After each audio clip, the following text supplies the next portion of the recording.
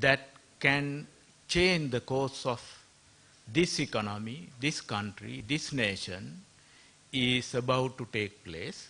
And this whole roundtable discussion is to look at that aspect. If I give you a brief, very, very brief introduction to the objective, and why would someone come and do the investment at the port city Colombo? And what kind of things attract them here? And what would be the future? And how do we strategically make use of the available opportunities, and how do you create the opportunities in the region? So all these things matter. We have 3 hours, a very tight schedule, and a couple of presentations as well. So that I am also going to try my hard to maintain the timing regarding the presentations and other things. We have our keynote speaker today, Dr. Hans Vijayasuriya. I don't think anyone here need any introduction about Dr. Hans. And he's the current chairman of the Ceylon Chamber of Commerce, and he's also the regional chief executive officer of the South Asia region of the Axiata Group, Dialogue CEO, right, as we all call him. So I don't think I need to go into a detailed introduction to most of the panelists here, because that is also for each and everyone. It is in your folder. And also I want to remind you that all the panelists, and make yourself comfortable. If you want to make your presentation while you are sitting here, that is okay. And if you want to make use of the podium, that is also okay.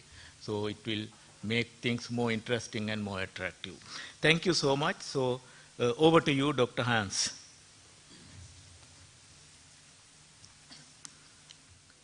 The Smart Cities Zone, catalyst of inclusive digital dividends, Dr. Hans Vijayasuriya.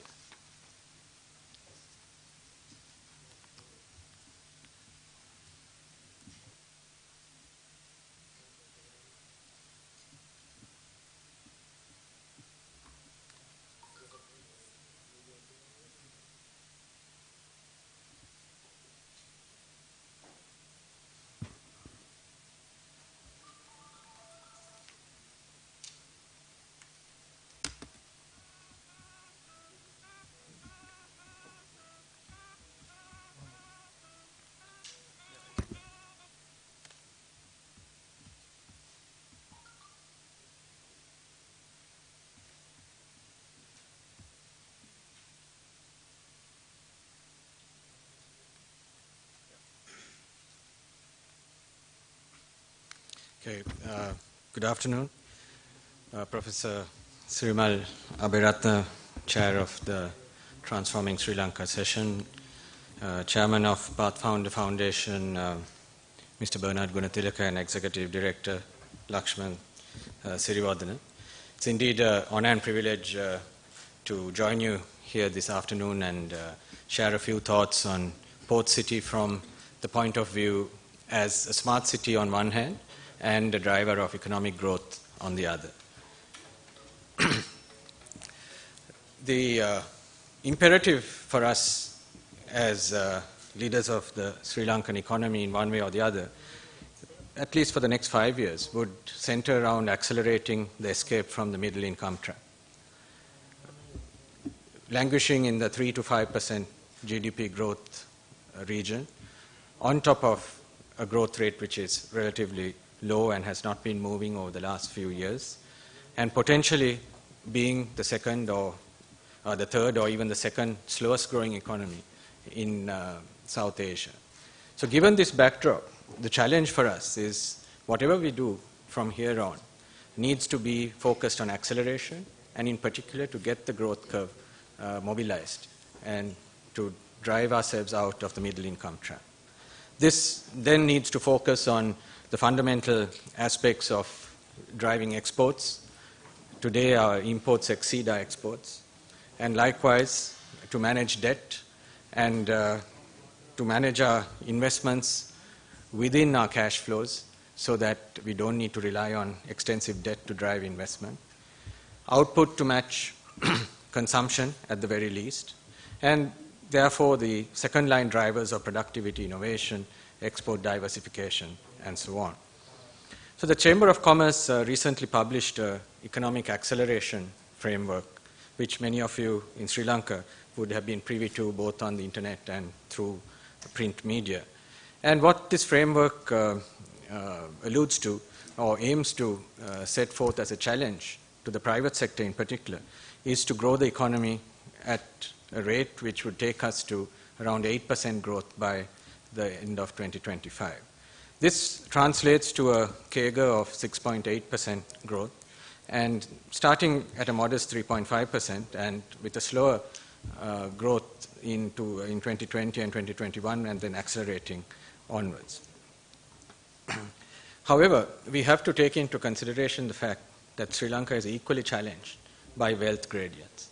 So not only is our growth at a very modest level, not only is it languishing in the middle income trap region, but also the disparity which exists between the richest people in the country, the richest of homes or households versus the rapid fallout or the long tail that you see in terms of the distribution of wealth.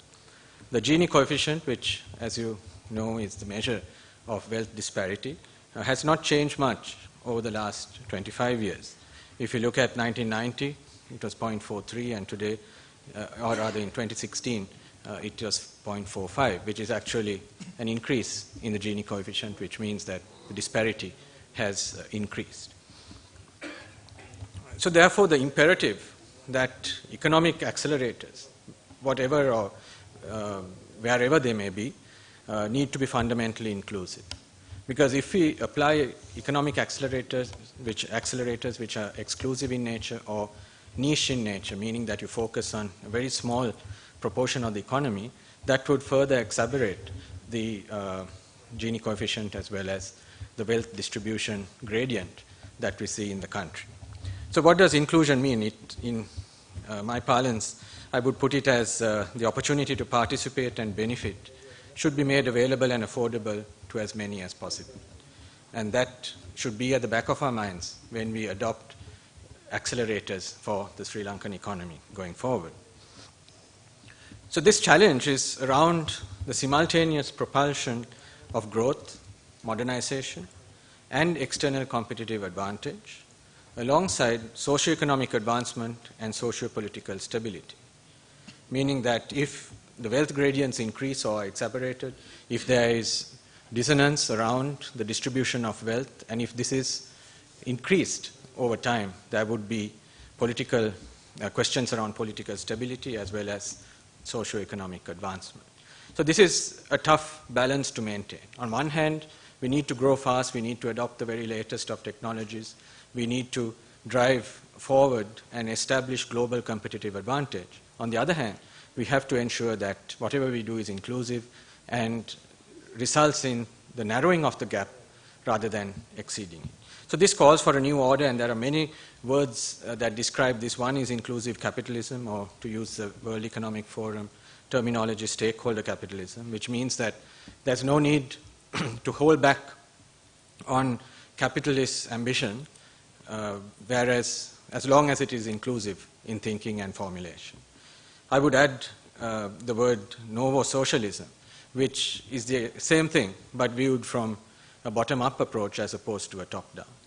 It's better articulated in our own language, where the words of Nutana Samasamaja, which is modernity, but with socialist principles.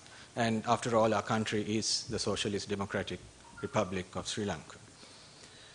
So therefore, flagship infrastructures in high Gini developing countries, meaning countries with significant wealth disparities, are they paradoxical? Are they seemingly exclusive, yet provide the catalyst for inclusive advancement? So this is a challenge that personally I believe that there is a paradox, but the paradox itself is an opportunity. My mind goes back to 1995 when the company I worked for had the option of adopting analog technology in rolling out its mobile network, or the very latest digital network, which had very little adoption anywhere in the region or in the world for that matter. But the choice at that time to bring in GSM technology and establish the first GSM or digital mobile network in South Asia resulted eventually in extreme inclusion, because it was the power of digital technology which enabled the services to be made cheap enough, affordable, available, and useful to take a large proportion of the population into the digital world. So actually, it is a paradox. We have to accept that. Having the port city, a smart city which is state-of-the-art in its technology adoption, it is a paradox to have this next door to a country which has a high Gini coefficient, or within a country which has high Gini coefficient. But we need to be aware and exploit the opportunities that surround it. So the Chamber's economic framework, in fact, establishes digitization as the fundamental cross-cutting theme that can accelerate economic growth in Sri Lanka. So if you look at the principal sectors of agriculture, retail, tourism, manufacturing, etc., some of the cross-cutting themes are digitization, education, skills development, energy, SME focus, etc. But out of these, digitization can actually pervade both the verticals as well as the horizontals. And the Chamber goes on to establish the policy landscape which needs to change to support this acceleration, alongside some of the transformation levers such as public sector and SOE reform, labor reforms, and re-engineering the workforce to be productive in a digital era, etc. Of course, governance, national integrity, peace and harmony, as well as a progressive policy landscape in terms of fiscal and monetary policy, inclusion, sustainability, all come into the picture. But I'm just trying to highlight that digitization in particular is an important element of this. And if we look at how digitization would influence the broader set of indices, if we were to look at a natural capital type of approach to Sri Lanka's economy and measure it in terms of natural capital or a balanced set of indices and a scorecard, then a recalibrated 2025 would require us, if we were to accelerate ahead of regional and global competition, it would require us to establish a step change in many of these indices. And the indices such as the Global Innovation Index, ICT Index, E-Government Index, and the Ease of Doing Business, and the Global Competitiveness Index, all are significantly influenced by the level of digitization and the maturity of the digital economy of Sri Lanka. So 30% of growth, we estimate, will rely on digital economy acceleration, meaning that the digitization of this economy, if we can meet at least the regional benchmarks and exceed, if possible, and match the global rate of change of digital economies, then we should be able to support the economic growth that has been envisaged, which, as you might note, is pretty aggressive, taking an $89 billion economy today to a $134 billion economy in 2025. An essential ingredient of that would be digitization. So if we move down into what a digital economy is, I won't go into the nitty-gritty of this, but starting from an infrastructure layer right at the bottom, broadband connectivity, cloud, the IoT or Internet of Things, platforms which would distribute sensors across all our cities and manufacturing industries as well as service economies, and then how they would pervade the consumer space, the private sector and the public sector across the various industry verticals. And these would all start maturing into a 4.0 formulation. A 4.0 formulation matches the Industrial Revolution 4.0. But I've highlighted in this two segments of the Chamber's framework for digital economy. And these two are smart cities and smart living, and big data analytics and artificial intelligence. Now, unless you have smart cities, and unless you introduce the concepts of smart into living and working, the amount of data that you would be collating would be very limited. And it is this data which drives artificial intelligence and IR 4.0 technologies. Very quickly, just glancing through countries in the region as well as in the Asia-Pacific region, and looking at their ICT development indices and their doing business indices, they have some degree of correlation. I'm sure it's not causal, but at least it's correlated to the smart city ranking. So countries, in brief, countries which have matured in their thinking with respect to smart cities are also those countries which have high indices. It will not be causal, I'm sure, because it's natural that those who are superior on certain dimensions will also adopt smart city type technologies. It's up to a country like Sri Lanka to grab the opportunity to leap ahead and match up in terms of its smart city ranking, which hopefully would drag some of the other indices along with it. I always believe that a radical shift in socio-economic development needs to exploit a discontinuity. And I also believe that if you look at the 2020 to 2025 dateline, the port city is one such major discontinuity. It's something which is alien, in a sense, in terms of its step change in sophistication, in step change in terms of the infrastructure which has been envisaged. Therefore, this discontinuity is one which we should take the opportunity to make the most of. Port City has the potential to be the most advanced smart city in Asia. I'll go very quickly because I thought I had 5 minutes more, but yeah. The Port City to be the most advanced smart city in Asia certainly has the potential for two reasons. The main reason is that it is a greenfield on one hand and has the potential to adopt digital at 100% scale. So what I would recommend that if you have the opportunity to build a flagship infrastructure such as the Port City on smart principles, do it 100%. Everything should be digital, mandatory digital, and the smart concept should pervade every aspect. Because otherwise you would not be using the opportunity of establishing a greenfield flagship which can pull and influence the rest of the economy. So how would it do that?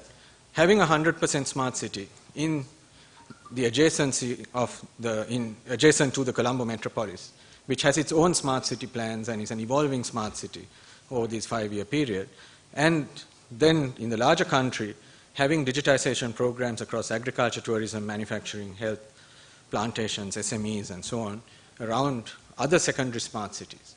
This could be an acceleration nucleus for the larger digital economy. So in short, the accelerating a digital economy, which, as I pointed out earlier, is central to accelerating the broader economy at an aggressive level in this 4.0 world, would require breaking of the demand-demand, what I would call a demand-demand cycle. It's also called the chicken and egg cycle. What is a demand-demand cycle? On one hand, you would have the digital economy and digitization, whether it be citizens, enterprises, government, industry, city and living, demanding of providers such as the telcos, ISPs, developers, IDC and cloud providers, the talent base of Sri Lanka. There are demands for applications, for platforms, infrastructure, bandwidth and innovation.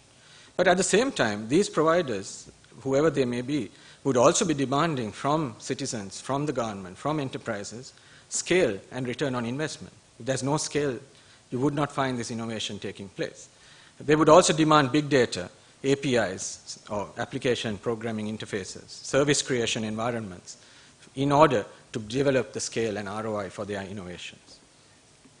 But a 100% adoption use case with mandatory digitization at scale breaks this cycle and creates a market.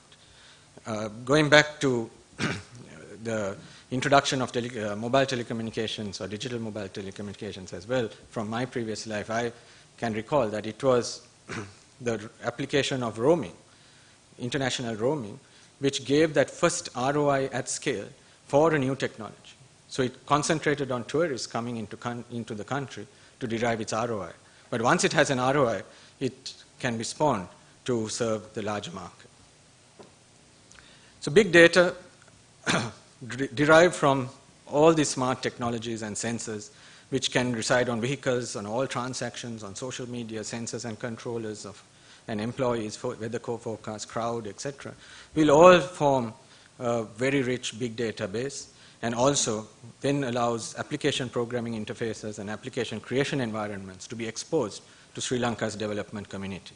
And that would give the scale for the creation of applications which have national relevance.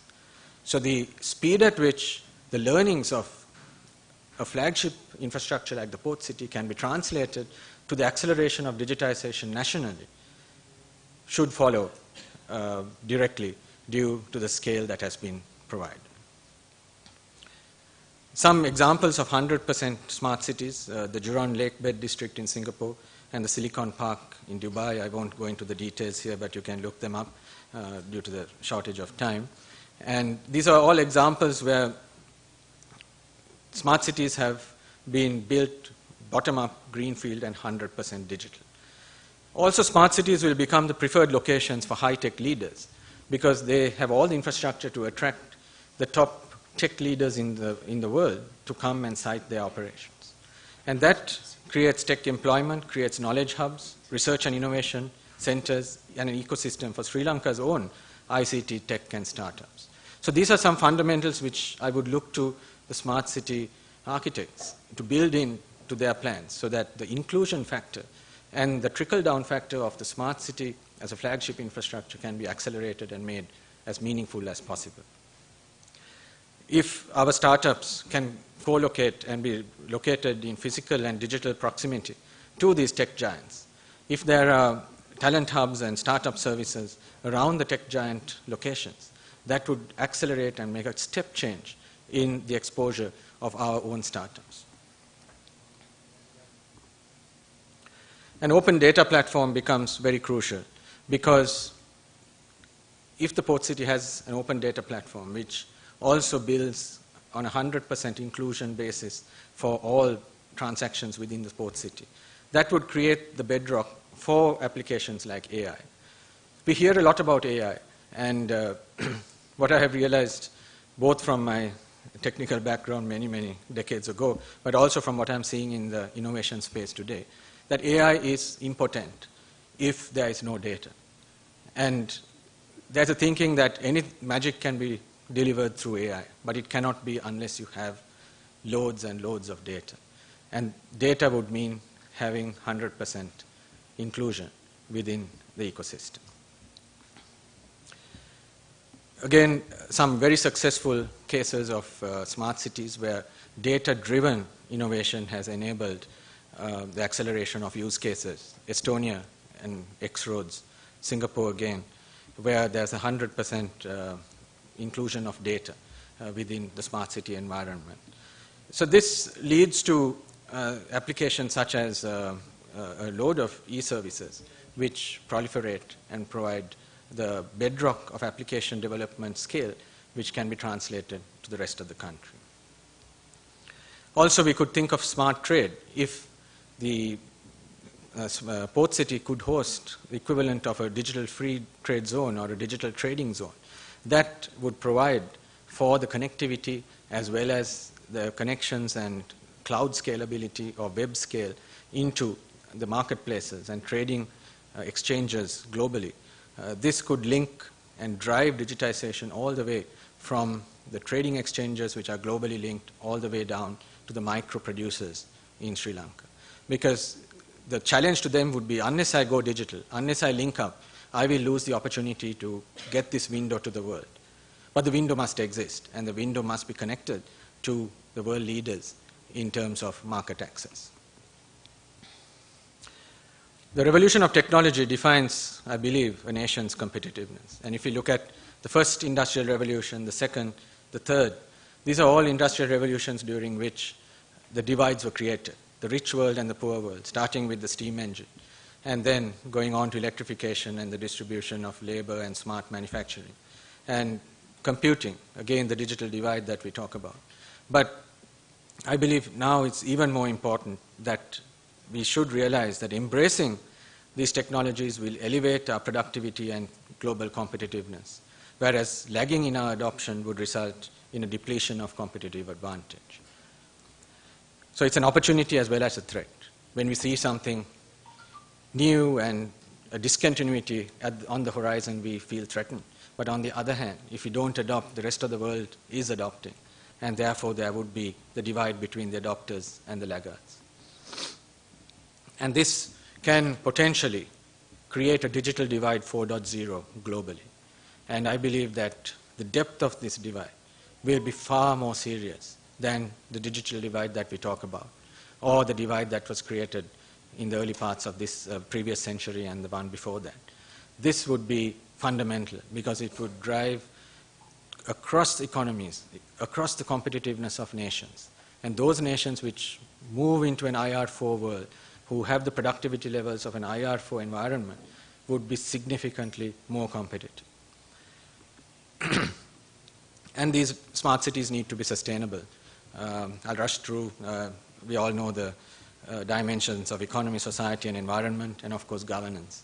And unless a smart cities embed these principles of the triple bottom line surrounded by digital governance, we will not have the propensity for these smart cities to deliver a sustainable outcome and a sustainable contribution to the economy and its growth.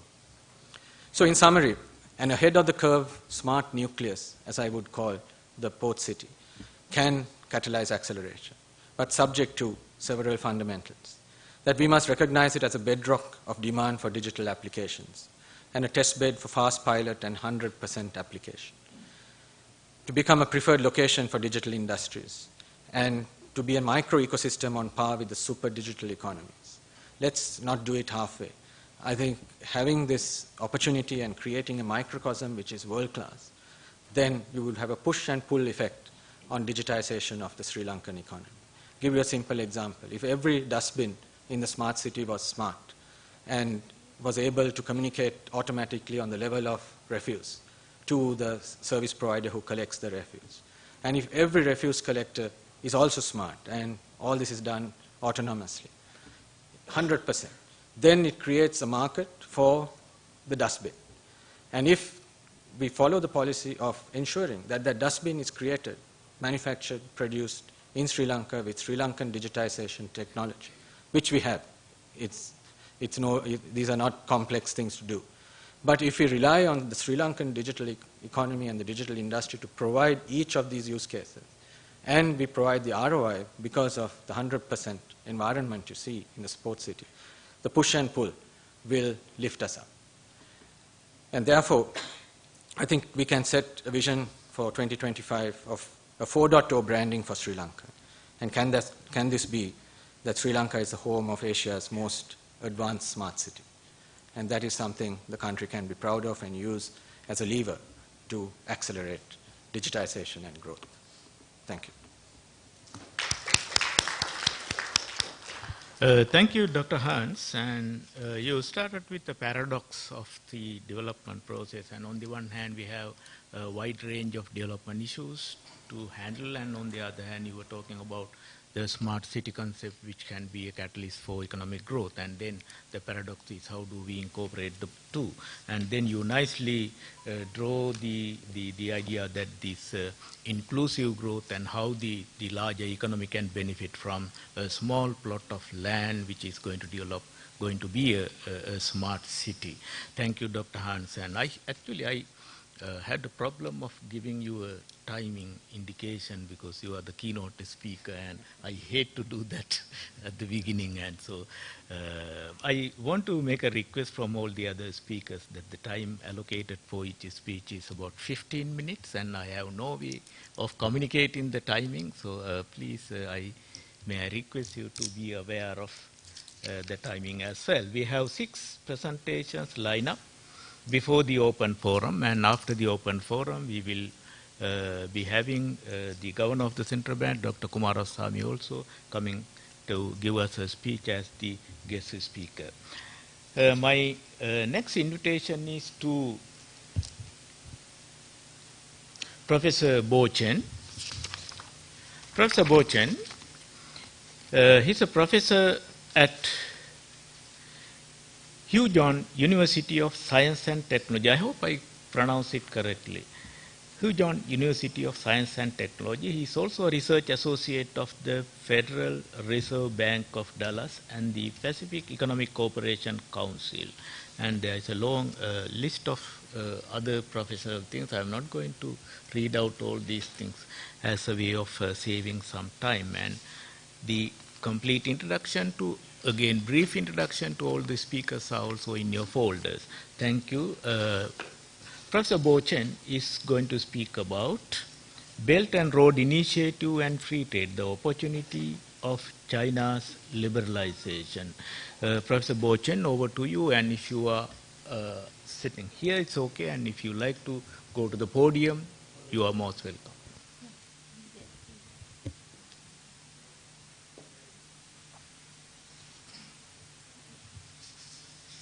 Okay. First of all, thank you very much for the warm-hearted invitation.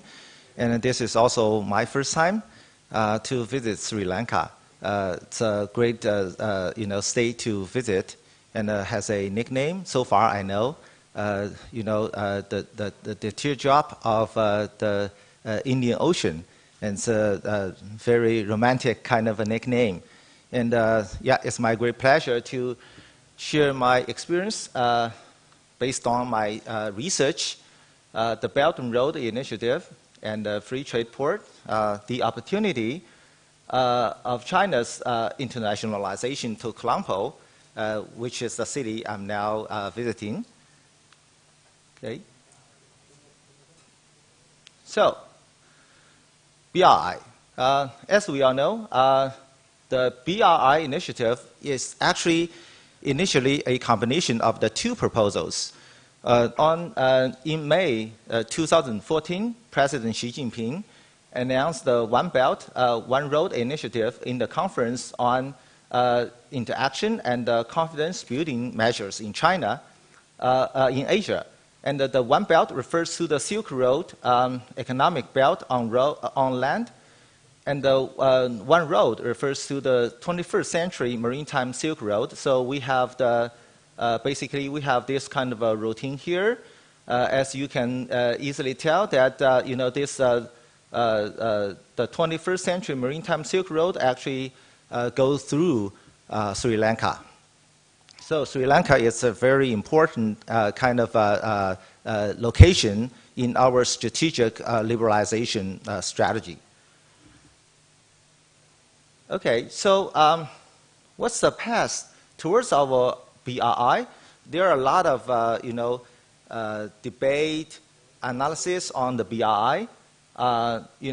So on May the 14th, 2017, basically almost 2.5 years ago, the Chinese president stated in the summit of BRI that we are actually doing the connectivity of the following 5 aspects.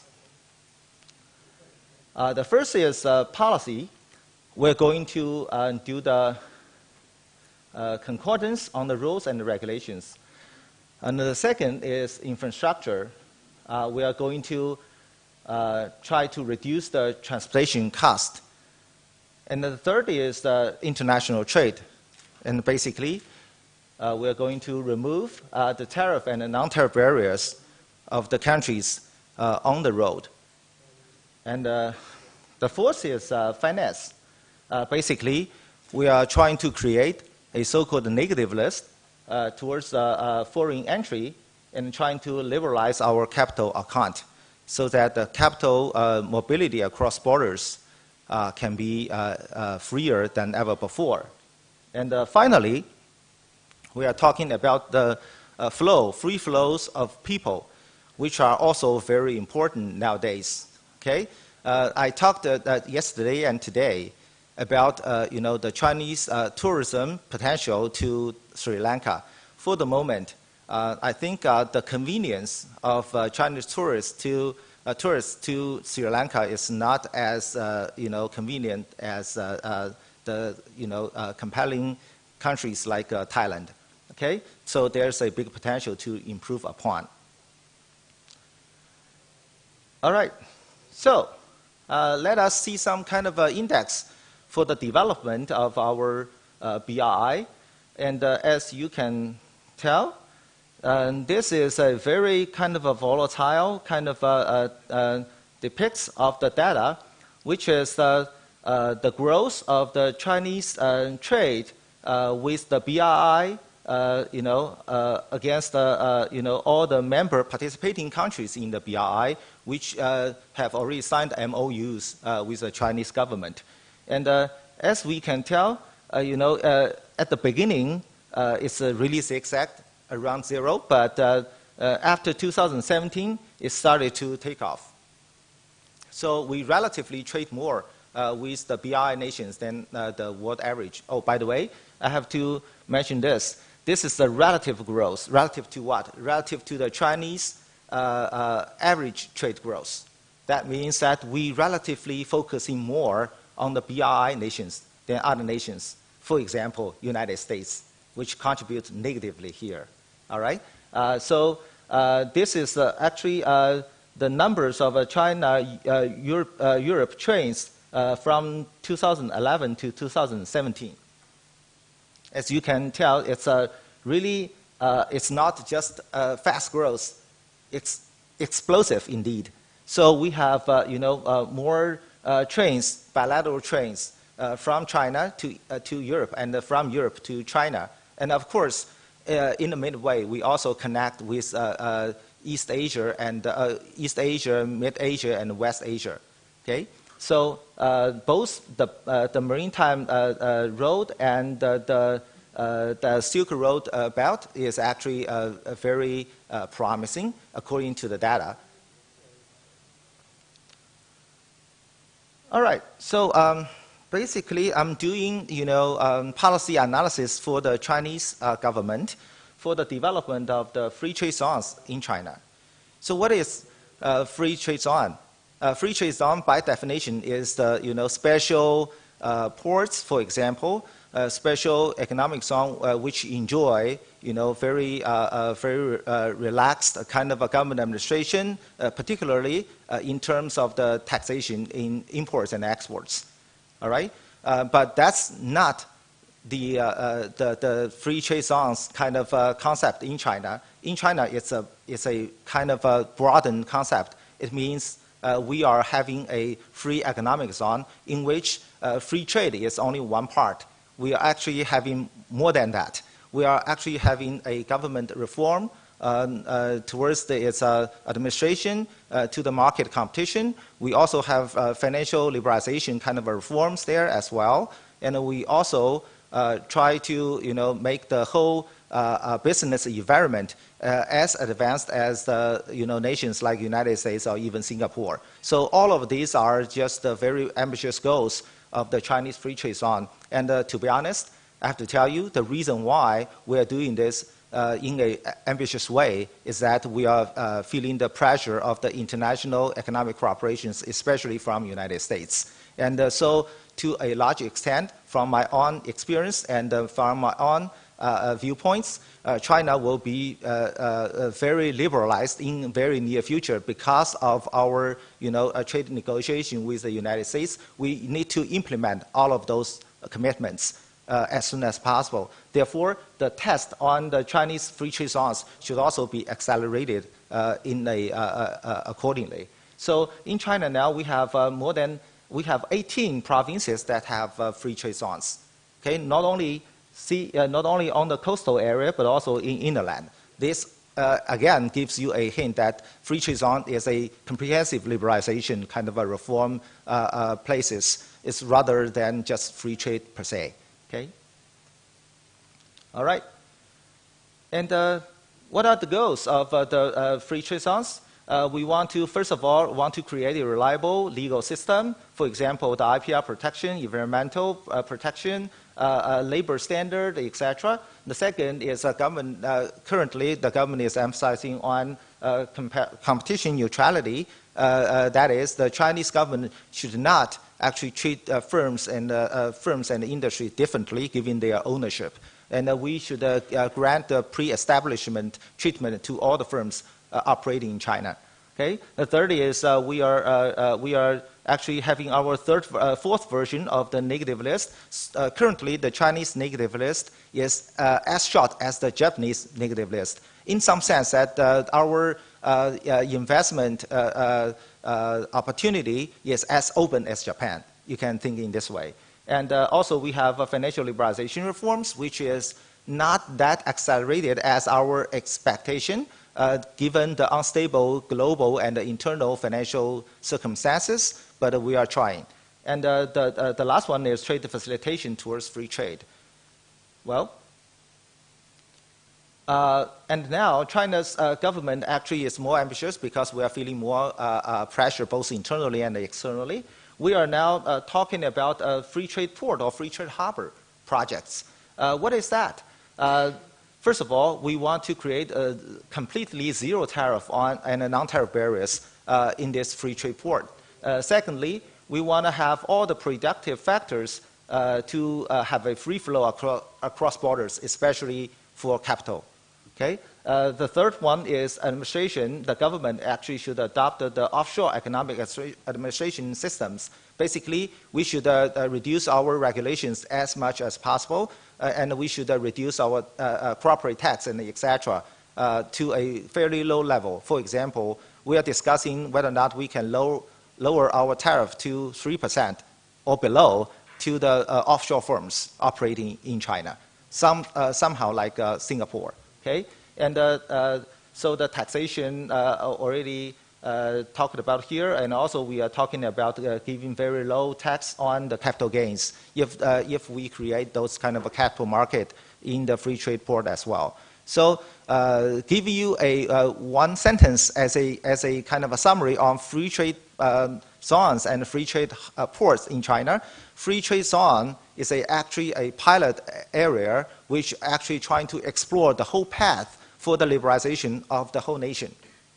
And the free trade port, on the other hand, is trying to meet the challenge and trying to compete with the most liberalized, small open economies in the world, namely Singapore. All right, so these two parts are different. Okay. And so what's the implications to Kuala Lumpur? Let me say in this way. What's the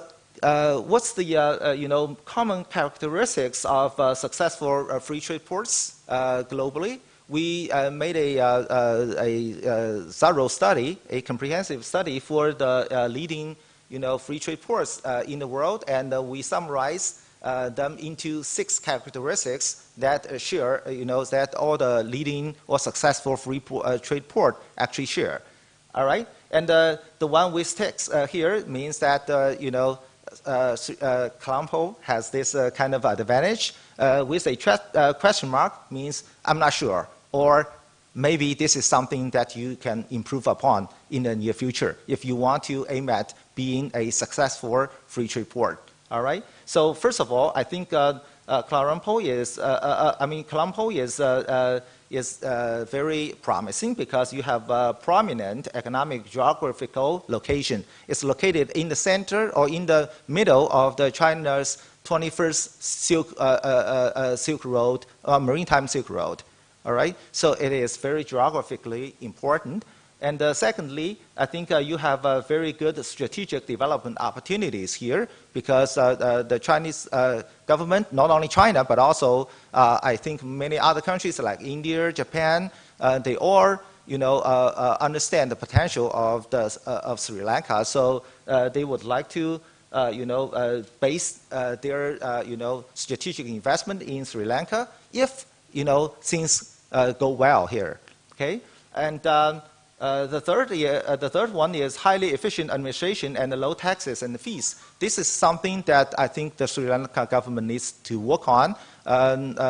Fortunately, I've already heard that some of the special preferential policies has already been discussed within the government for the port city here. I hope this kind of policies will be exerted as promised, and all those policies can be stable. Like, for example, you are trying to be liberalized, and this kind of liberalized policy should move forward rather than backward, okay? Because you need to create a reputation for the international investors. Okay?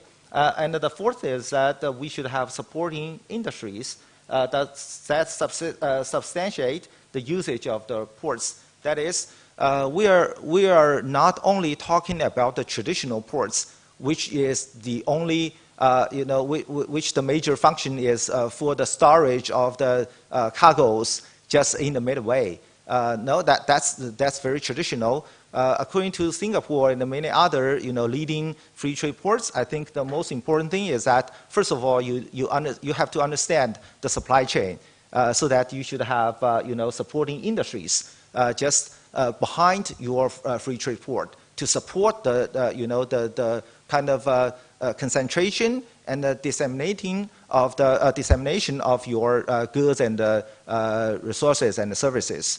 And also, you should understand that everything should be accompanied with modern service. Okay, not only logistics, not only storage, but also the financial service, etc. Okay, and the fifth is advanced logistics system. That is a super modular a transportation system, which are also very important. Of course, I understand that because we are an island, so the railway and the highway is not available for for us to connect with the continents. However, we should find a way to how to make it possible to connect the seaport and the airport. Okay, which is also important. For example, we should use the example of Singapore as well as Memphis, how to develop their airport and together with the seaport. Of course, Memphis is inland city, but the airport development is a good example for Colombo as well. And finally, we should have a strong government endorsement and modern enterprise management. This is one last point I want to emphasize. The government policy should be persistent. Otherwise, no matter how high we actually discussed about, the investors, they still afraid of the uncertainty ahead of them. So unless our government can create a very, convenient and persistent kind of a policy towards, the international investors, otherwise, attracting all kinds of business and making them to strategically allocate in Sri Lanka will be a policy in vain all the time. Okay, and also we need the management style to be entrepreneurial style. That is, we need to treat the administration of the ports, of the special ports or special economic zone as a firm, rather than a government branch. Okay, this is also the experience I got from the Chinese development of our free trade zones. And so because of the time limit, I think I've already used up my time. So I welcome all those kind of comments later. Thank you very much. Thank you, Professor Bochen, and you actually elaborated how big the picture is for Sri Lanka by talking about the BRI, which is a choice for Sri Lanka. We can be away from it if we choose to do so and let it bypass us, or we can also get integrated to it as a shortcut to getting integrated with the rest of the world. So it's a choice that is open to Sri Lanka. And also you brought out the Chinese experience about free trade zone. Think of having a free trade or free economic zone in Colombo at Port City, or a free trade port in Colombo, or even in other locations around the country. And so those will bring about big opportunities for the country. Thank you so much for enlightening us. Our next presentation, we have 2 presentations and 20 minutes for both. Dr. Harry Eppanapalli, Promoting Smart Cities in South Asia. And that's the first presentation for 10 minutes. And the second presentation I will announce at that point. Dr. Eppanapalli is a financial services professional and entrepreneur and Philanthropist with a passion for healthcare, education, and environment. His mission has been to transform youth into responsible citizens to establish a peaceful society. Dr. Eppanapalli has also been involved in managing global initiatives in the financial and social services sectors. He is an entrepreneur and a mentor who is passionate about giving back to the society. Over to you, sir. Yeah. Thank you, Professor Sirimal. It's wonderful to be here. This is my second visit in 10 days. Thank you, Ayub Bhawan, to all of you. So again, everybody is speaking about the specific to Port City. I would like to congratulate the government of Sri Lanka for initiating, and I would like to appreciate the Chinese government taking the leadership here to set up this role model smart city. Moving forward, probably everybody models after this Port City. That's how I'm envisioning based on what are the other speakers are talking about. So the keynote speaker mentioned already about the importance of the digitization and capturing the digital data to make sure that citizen services and optimization of the resources utilization so that the governance is smooth and the citizen services are provided in an effective and efficient manner. That's the prime governing thing behind this smart city movement. So according to the United Nations, we have about 55% of the people living in the urban areas, and by 2050 it is projected that it will be 68% of the people. That is about adding additional 2.5 billion people onto already stressed out cities, because a lot of people are looking for health, education, and employment related opportunities in the cities that are not provided in the rural areas. So I worked with Dr. Abdul J. Kalam, who was the former president of India, who proposed this Vision 2020 for India, and they came up with this concept called PURA, providing urban amenities to rural areas to alleviate, to remove the burden on the cities. But that is not truly happening. So that's the reason we need more and more smart cities, smart villages, in order to accommodate the growing need for all these amenities for the citizens. So innovation is also providing an opportunity. At the same time, it is a double-edged sword. It is creating the congestion in the roads. For example, today I was coming from the airport to here. It took about over 1 hour, 20 minutes. Normally, the driver was telling me it's 45 minutes, the congestion. So retrofitting an existing city is a challenge. For example, the port city happens to be a greenfield. It is easy to do it, but retrofitting is a challenge. The three factors considered while moving cities forward is talent, technology, climate, and globalization. Then the citizen well-being, resident collaboration to shape the initiatives. If the residents are not participating in this movement, the citizens have to be educated. The people who are building smart cities, all the people need to be educated and trained as well.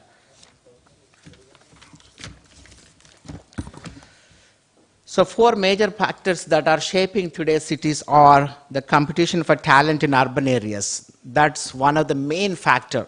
Then an increasingly connected world and Anthropocene age, technology's ever expanding role, which is already covered. So these cities are going through a double demographic shift. Pace of urban migration is decreasing, as well as the fertility rates are declining in urban areas. Due to transition from rural areas to urban areas and the population aging, the number of young adults 15 to 29 years is declining.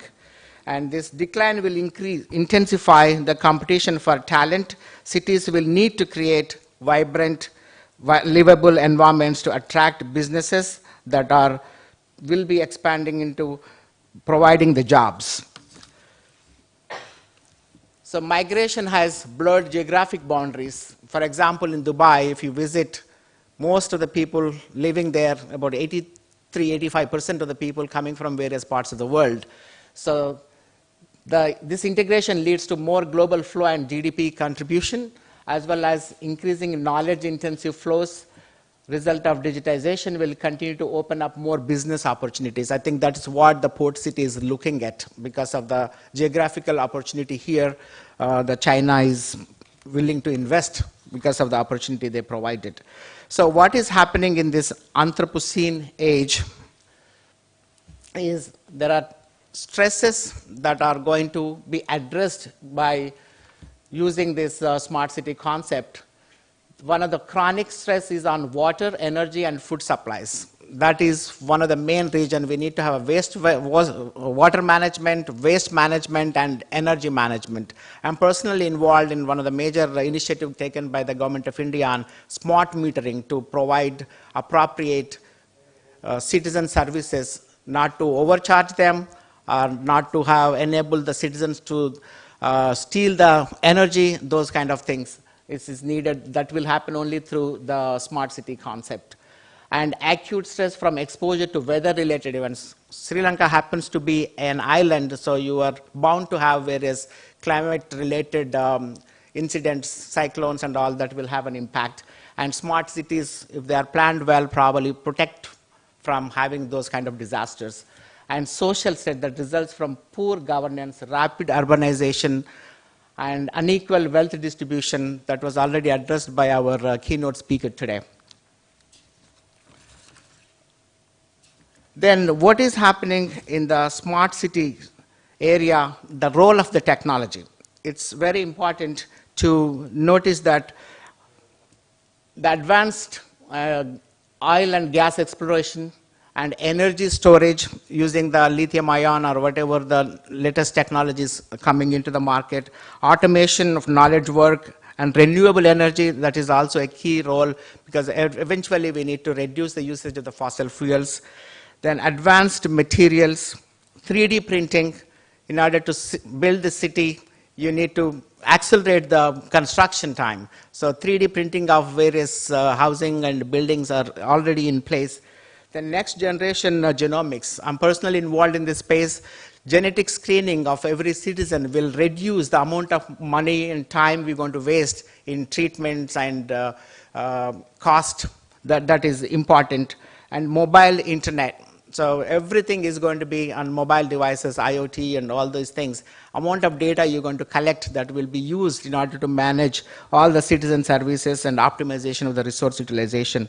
And Internet of Things, cloud technology, advanced robotics, automation and near autonomous vehicles. Eventually we have to be living in a world where driverless cars are a reality and battery operated electric vehicles is a reality. All these things, if it is a smart city, then only those highways will enable these autonomous vehicles to run. So it is very important factor that we build these roads in a smart way as well.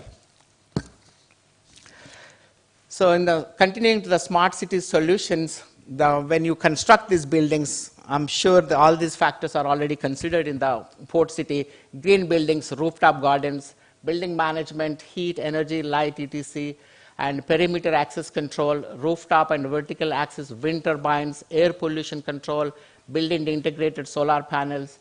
So the list goes on, but especially on the water management, waste management, and using the renewable energy is important. And the citizens have to participate, the stakeholders have to be part of this game, otherwise the smart cities will not be successful.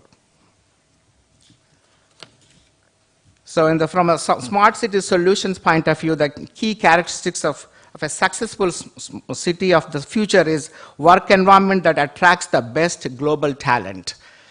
So that is one of the main criteria. The people make a difference in any city or a town. So if you don't have the right people in the city living, then it will not be a successful environment. Layered and instantly available community protocols, protection against man-made and natural hazards, a clean and zero wastage water supply chain, convenient access to affordable health and fresh food, accountable and efficient government services, pollution-free air, optimum ambient temperatures, and adequate exposure to sunlight.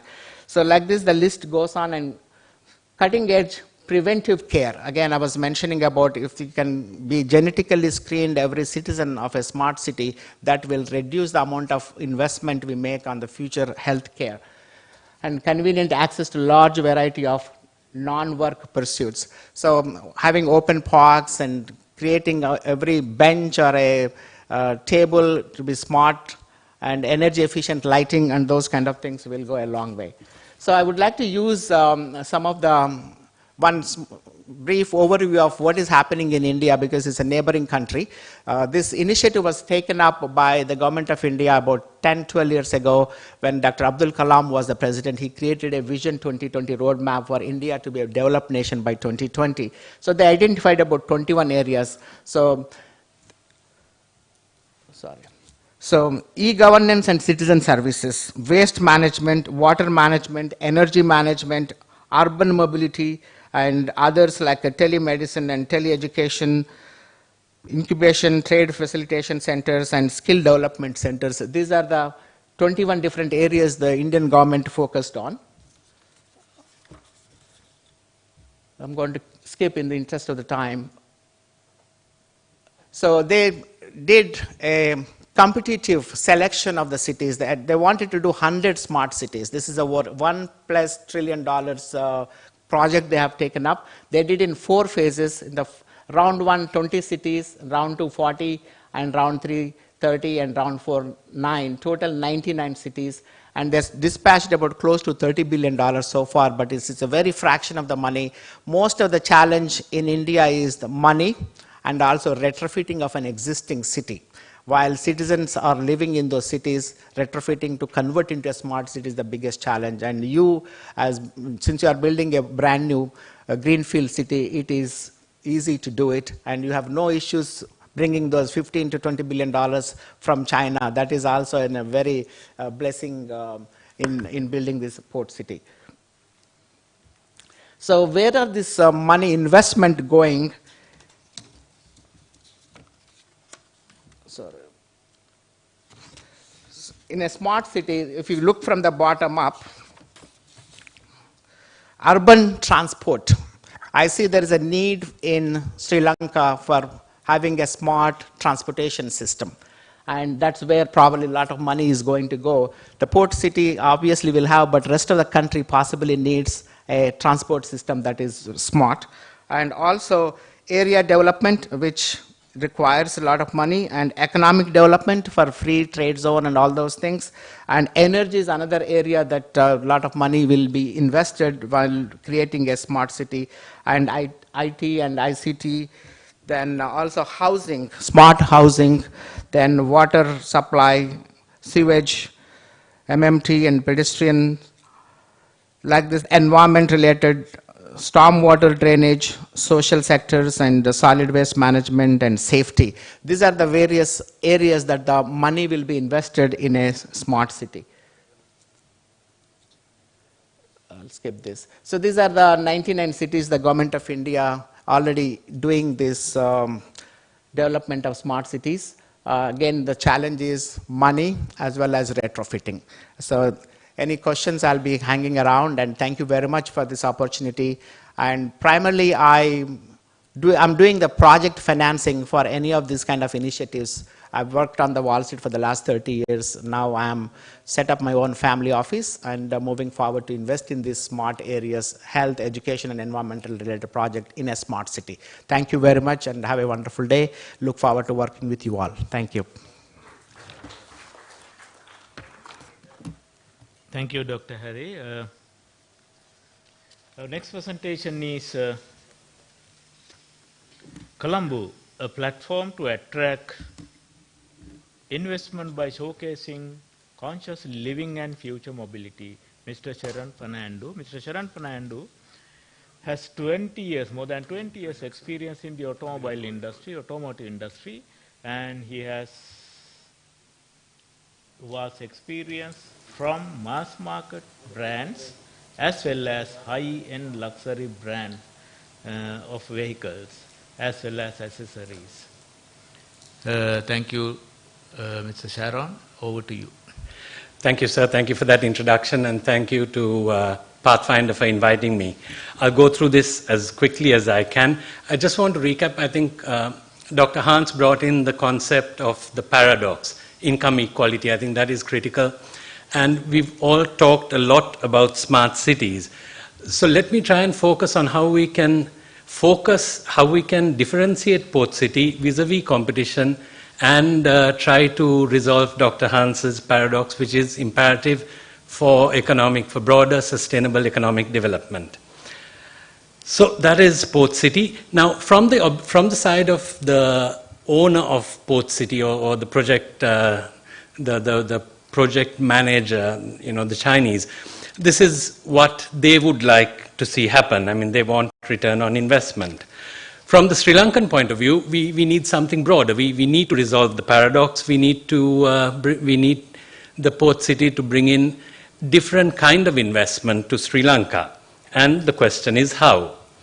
Port City is a greenfield city. It's planned. It's a part of the Indian Ocean.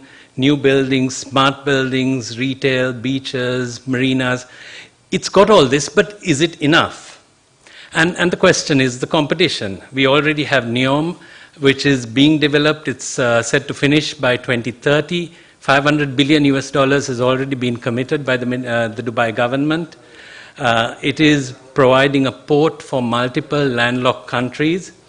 There is Singapore. I will skip the video, but I mean, we all know Singapore is a highly advanced smart city, and they are focusing on it. Their ability to implement is amazing. Their background policies are good. It's a stable economy. Governance is great. And there's Australia. And it's not just Australia. There's a bunch more countries that are focusing on being smart cities. There are these countries that are the preferred countries to live in. And whilst we have lots of benefits in Port City, we also do have a lot of competition. And what I'd like to throw at you, ladies and gentlemen, is that we need to differentiate, but to differentiate, it has to be an all-encompassing differentiation. And I'm not sure if just a list of facilities of what a smart city is put together will effectively differentiate us adequately. So I think the real differentiation will come from unique positioning, a unique value proposition, a unique experience, and through that, attracting a unique clientele towards the city. Now, we know where Sri Lanka is. It's greatly positioned. We know, in a trade sense, we are in the right place, but we have to go beyond trade. And in doing that, I think there is an opportunity for us to be the link between the East and the West, but not looking at it just from a trade point of view. If you look at the West, it is a knowledge hub.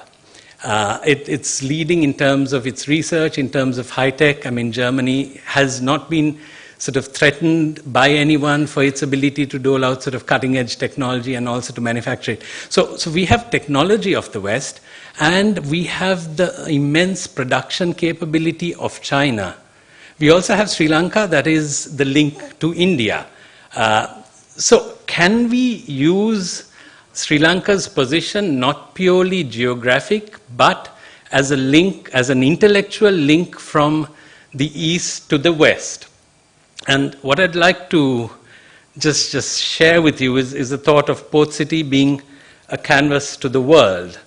And this canvas is in terms of the differentiation I was talking about. It is what businesses do we attract, and what I'd throw up for discussion is that if we were to concentrate on the business of R&D, make Sri Lanka, make Port City the R&D hub of the world, and that is my solution, or that is where it links up with Dr. Hans and the, because if this is an R&D hub, it will have lots of linkages with the rest of Sri Lanka, and that will help bring in the quality, a more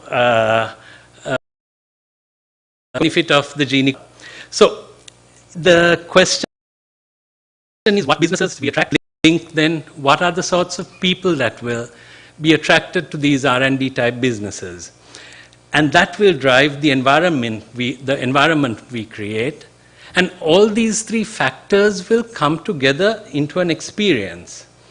And when we look at that experience, we are in Sri Lanka. So whilst we are, the R&D hub, the businesses could come, and we're not talking about businesses moving their headquarters, but just the R&D function. We're looking at R&D people. We're looking at a very cutting-edge kind of living environment, but within Sri Lanka, with all the romance of Sri Lanka, of the hills in a few hours, the beaches, the ancient cities, and the many imperfections of Sri Lanka.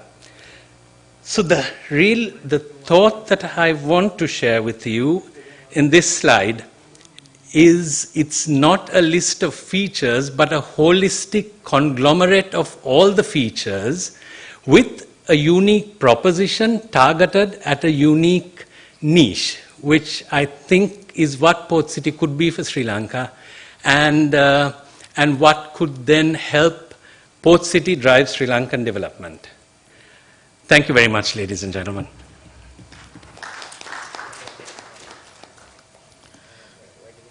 Thank you, Mr. Sharon. Wonderful. We have three more presentations before the open forum. I would like to invite now Mr. Nayana Mavil Mada to talk about harnessing transformational value of Port City, Colombo. Port City, Colombo. Mr. Mavil Mada is a sector head of the property group at JKH, and his unique background includes extensive international experience in planning, facilitating, and managing large-scale urban development and infrastructure projects across. Just jump right in. My presentation is going to be less about Port City, maybe more about what Port City means for Sri Lanka and what Sri Lanka needs to do to really capture the true value and address the paradox that Dr. Hans talked about as well. So I work in real estate. This is a question every other person that I talk to asks me. How is Port City going to affect the real estate market of Colombo? So to a little bit, I thought a little context on fundamental forces on a couple. So these are very basic statistics. The growth of housing in Sri Lanka at the moment is actually happening faster in the western province than the rest of the country, but in the western province, Kalutara and Gampaha are growing faster than Colombo. This is a map of the population between the last two census periods. Blue indicates population going down, brown indicates population going up. It's very, very clear we have a migration of people happening from the core of the city to the fringe, which is the reason we all complain about traffic, which is the reason we all complain about lots of things, because you are spreading this density towards the fringe, and the city really is starting to empty out. And this is what it looks like. This was actually taken just a few weeks ago, looking northwards from near Vauxhall Street. This is looking southwards over Dehiwala. You can take these pictures in any direction. This is what the growth and expansion of urban environment in Sri Lanka looks like. It's not pretty. Why is this? So this again are very clear. Only 9% the housing stock in Colombo MC is over 9% stories. In the other country, it's less than 1.5%.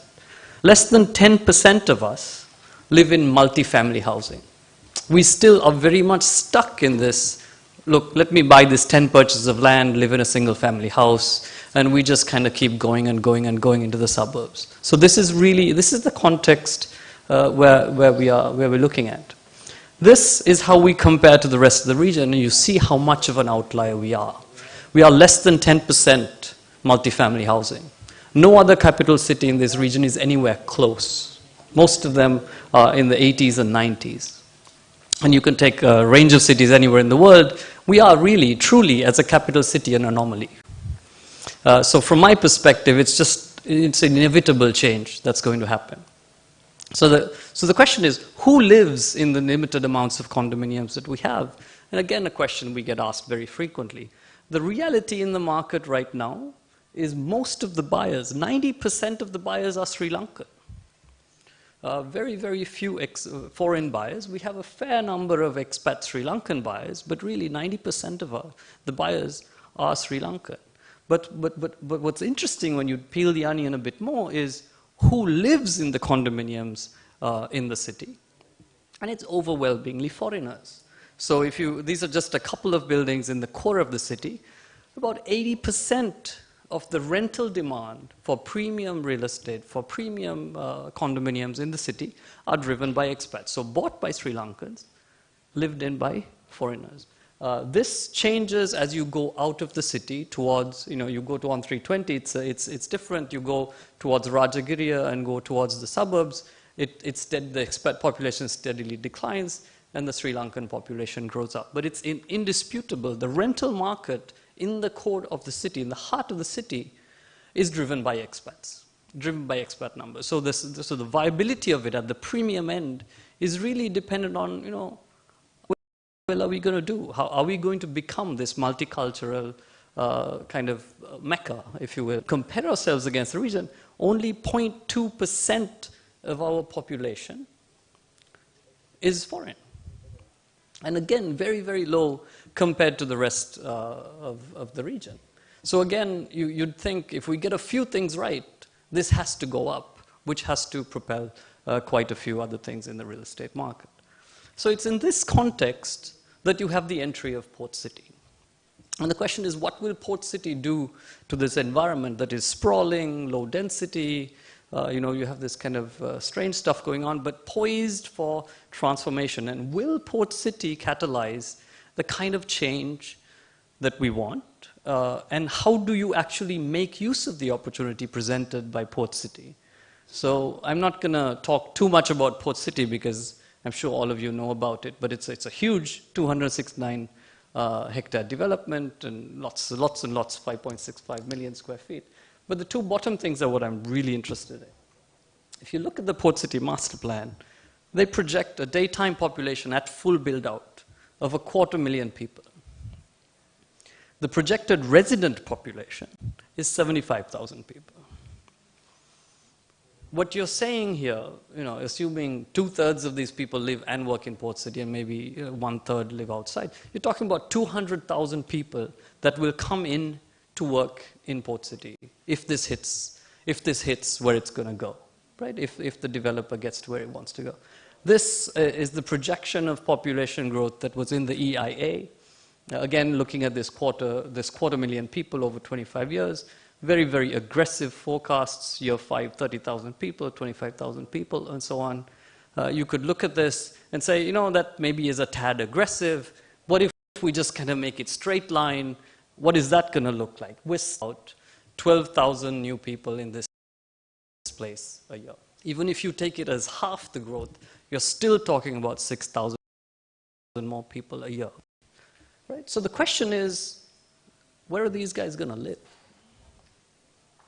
Right? And again, if I go back to that statistic of 4/5 of the people that will work in Port City will not live in Port City. They will probably live in Colombo and hopefully not out in the burbs and commute in 2.5. Okay, so this is the kind of thing I wanted to get into. This is the workers at Port City. Again, according to the EIA, this is the projection of the staff. Again, 10 to 14,000 people are working on this site overall in a year. This is including construction and everything. But this is just the managerial workforce. Again, 1,500 to 2,000. And these are the folks that are really taking up the premium real estate in the city. So again, a huge driver of potential demand for the rest of the city while this thing is under construction and firing away. So, to me, Port City is really interesting. I think it will set a brand new benchmark for what we can do in urban development, and the speakers before me have talked about it. But, I think it'll help us position ourselves as a premium kind of cutting-edge destination in the region and hopefully attract tons of people from outside the world to come do business in the region, but base themselves here. But even in a slow growth scenario, or a delayed kind of rise scenario, if Port City goes anywhere close to what it hopes to achieve in terms of employment generation and population, we're talking about a fairly major stimulation in the housing market of this city, of Colombo City, not Port City, Colombo City. And it can be, if we do it right and if we harness it right, it can be a catalyst that we can use to move policy in the direction that we need it to go for the city at large. And I think that really is the real opportunity for Sri Lanka with Port City.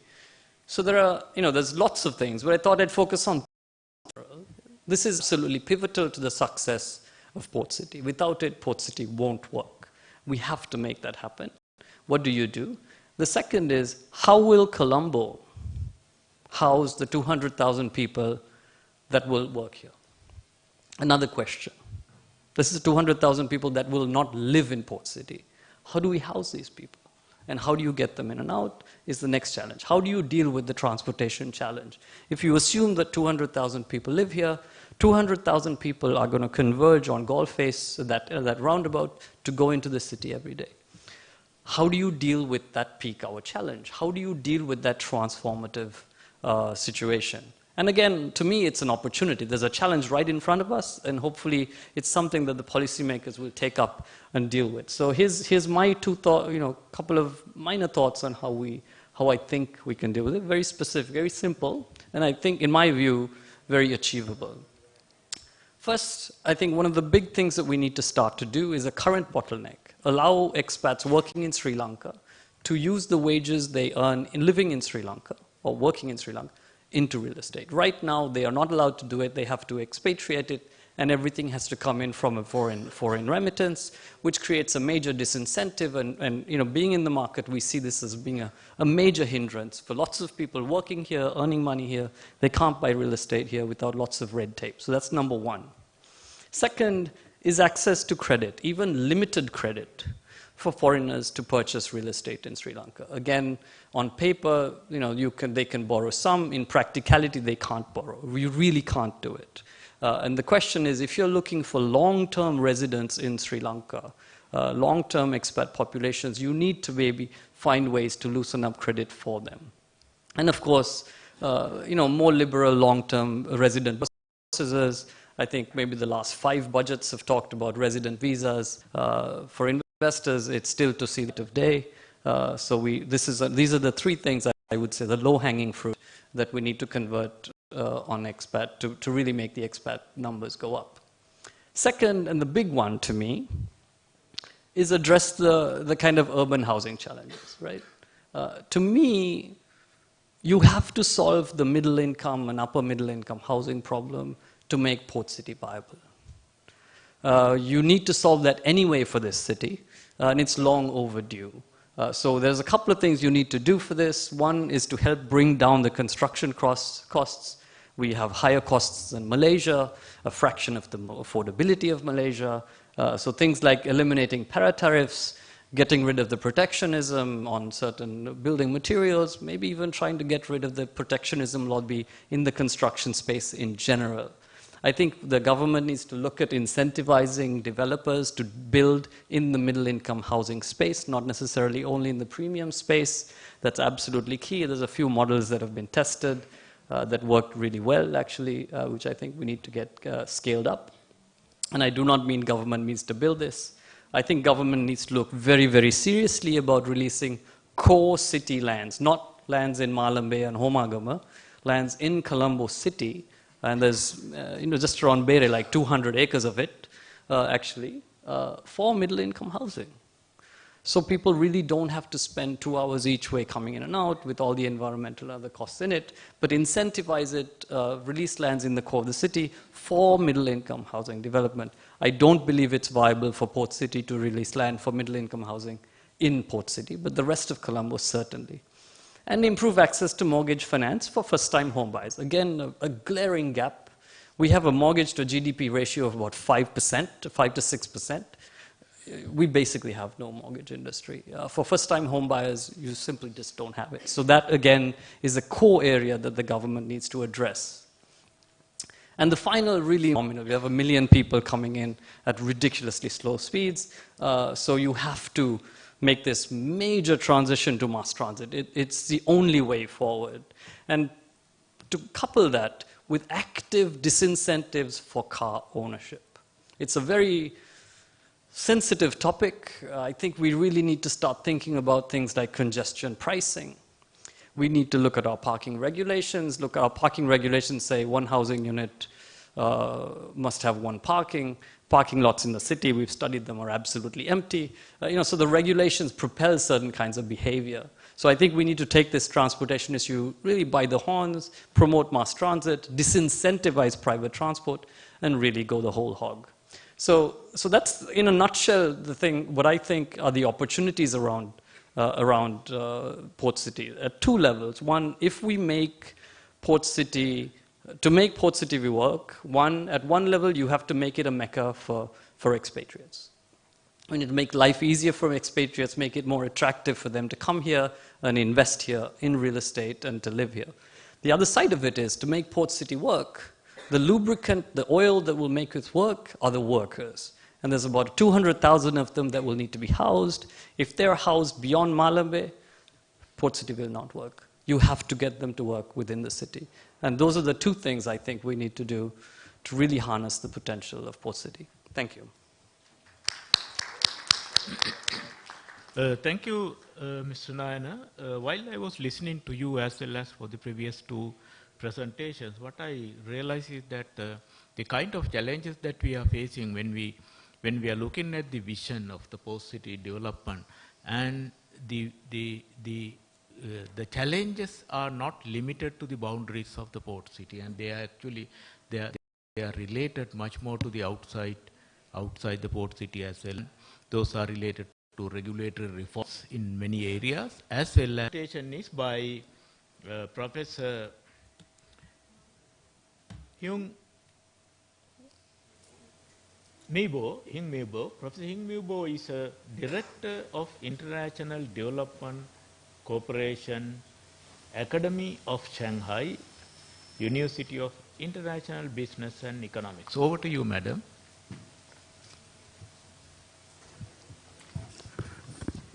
Sorry, the PPT is not ready. First of all, yeah, thank you for inviting me here, because this is the first time for me to visit this Sri Lanka. And secondly, thank you for the chair for introducing me. So my topic is about the port and city interaction, and I will use the Chinese case to get some implication to the Sri Lanka.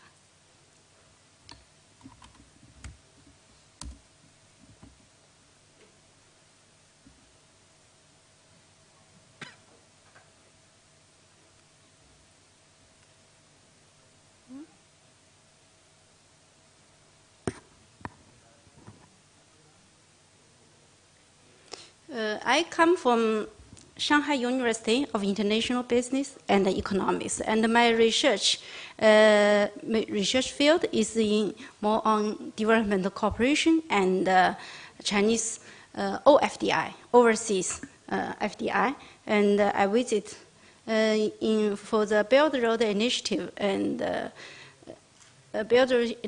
and also the China-Africa Cooperation Forum. After that, China has built a lot of China foreign economic and trade cooperation zone in the other country. I visited some of this industry park or the China foreign economic and trade zone, which in that industry park or the trade and China foreign economic and trade zone, usually we use some of the experience of Chinese economic development domestically.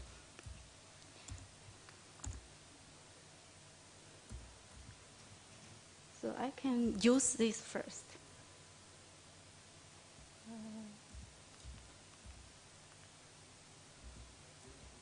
Yeah, this is so my topic is about the port-city interaction and use Chinese experience, and I try to find its application to Sri Lanka. So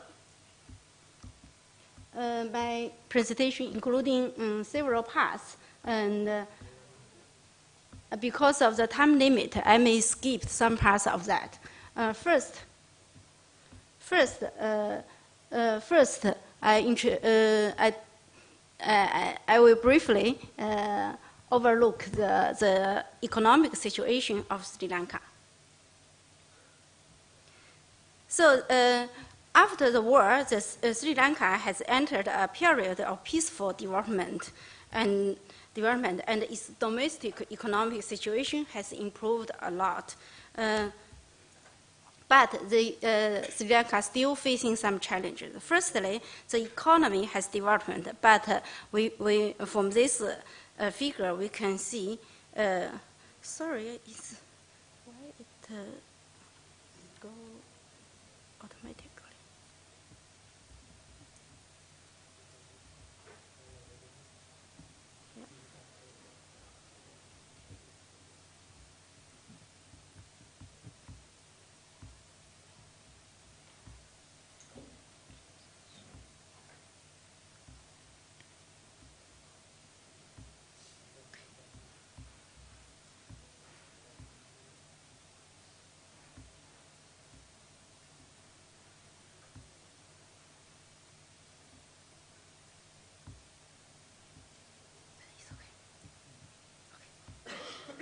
Thank you.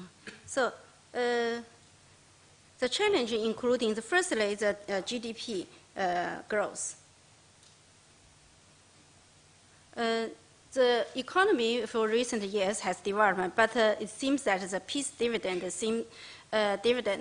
seems faded.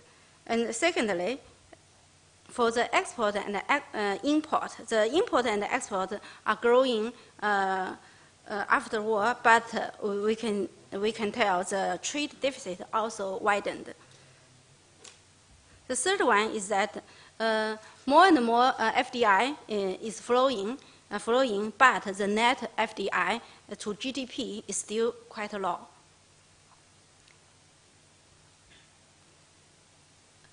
Then we come to the port issues. From this table we can see the performance of Sri Lanka ports. Port services is encouraging. We can see the vessels arrived and the total cargo through part is increasing quickly. But so we can see this graph. The port, but the port contribution to economy is still low. The port operating revenue in 2018 was 50 billion rupees, contributing only 0.35% to the economy. So, Sri Lanka, of course, have developed the economy after the war, but the economy is still facing some challenges. So we come to the port issues. The port development and economic growth have a very close relationship in many countries. The Sri Lanka development, the government can give full play to its geographical advantage to develop its port economy and provided engine for the economic and social development. So for the Sri Lanka government can learn something from Chinese economic development and also China's port city interactive experience. Learn some port development model from China, and then formulate preferential policies to attract FDI, and that's for the purpose for promoting the port construction, industrial development, and then stimulate the city and region economic growth. So this is the first part. The second part, we can discuss about the port-city interactive mechanism very briefly. The port-city interactive mechanism, we can discuss it in 3 points. The first one is ports are very powerful engine for industrial upgrading. So this table lists the port direct and related industry, which means port is not just a place for shipping and port loading and unloading. Many industries can be established related to that. There are some direct industry and some related industry, including the shipping, port loading, unloading, warehousing, logistics industry, and also ship repair, port industry, and also some service industry, which including the management, finance, insurance, consulting, business, tourism, and entertainment. So this is the first point. The second, this is a mechanism of the port to promote the industrial upgrading, which including the logistics. Second, logistics guarantees. Second, including the market connection function. And the third one is the industrial agglomeration function. Then the second point is that the port is an important support of the city economy development. The mechanism of the port promotion urban economic development, including the increasing the tax revenue, creating values, promoting employment, and also improving the regional infrastructure.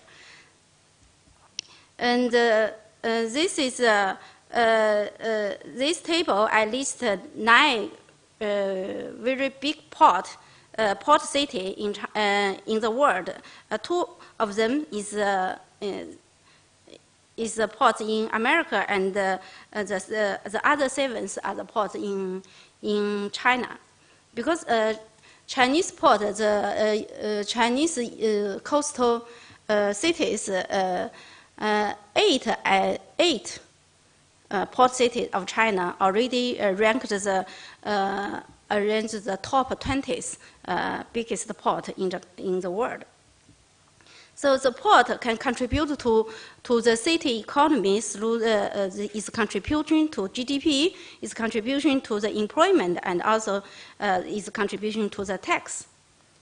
So this is the second point. The third one is that port development has a stimulate effect on city and also the regional economy. So port is a very important regional transportation infrastructure, as well as a basic and leading industrial and regional economy, and also port development. And the regional economy development correlation degree is as high as 95%. So this map shows that the international, the top 10 international financial centers, among them, 8 of them are port cities. 8 of them. Only Zurich and Seoul are not port cities. So this is the importance of the port development to the and its contribution to the city economic and social development. And I will skip this part because of the time limit. This part I introduced China Merchants Circle Industry Zone Holding, how it developed.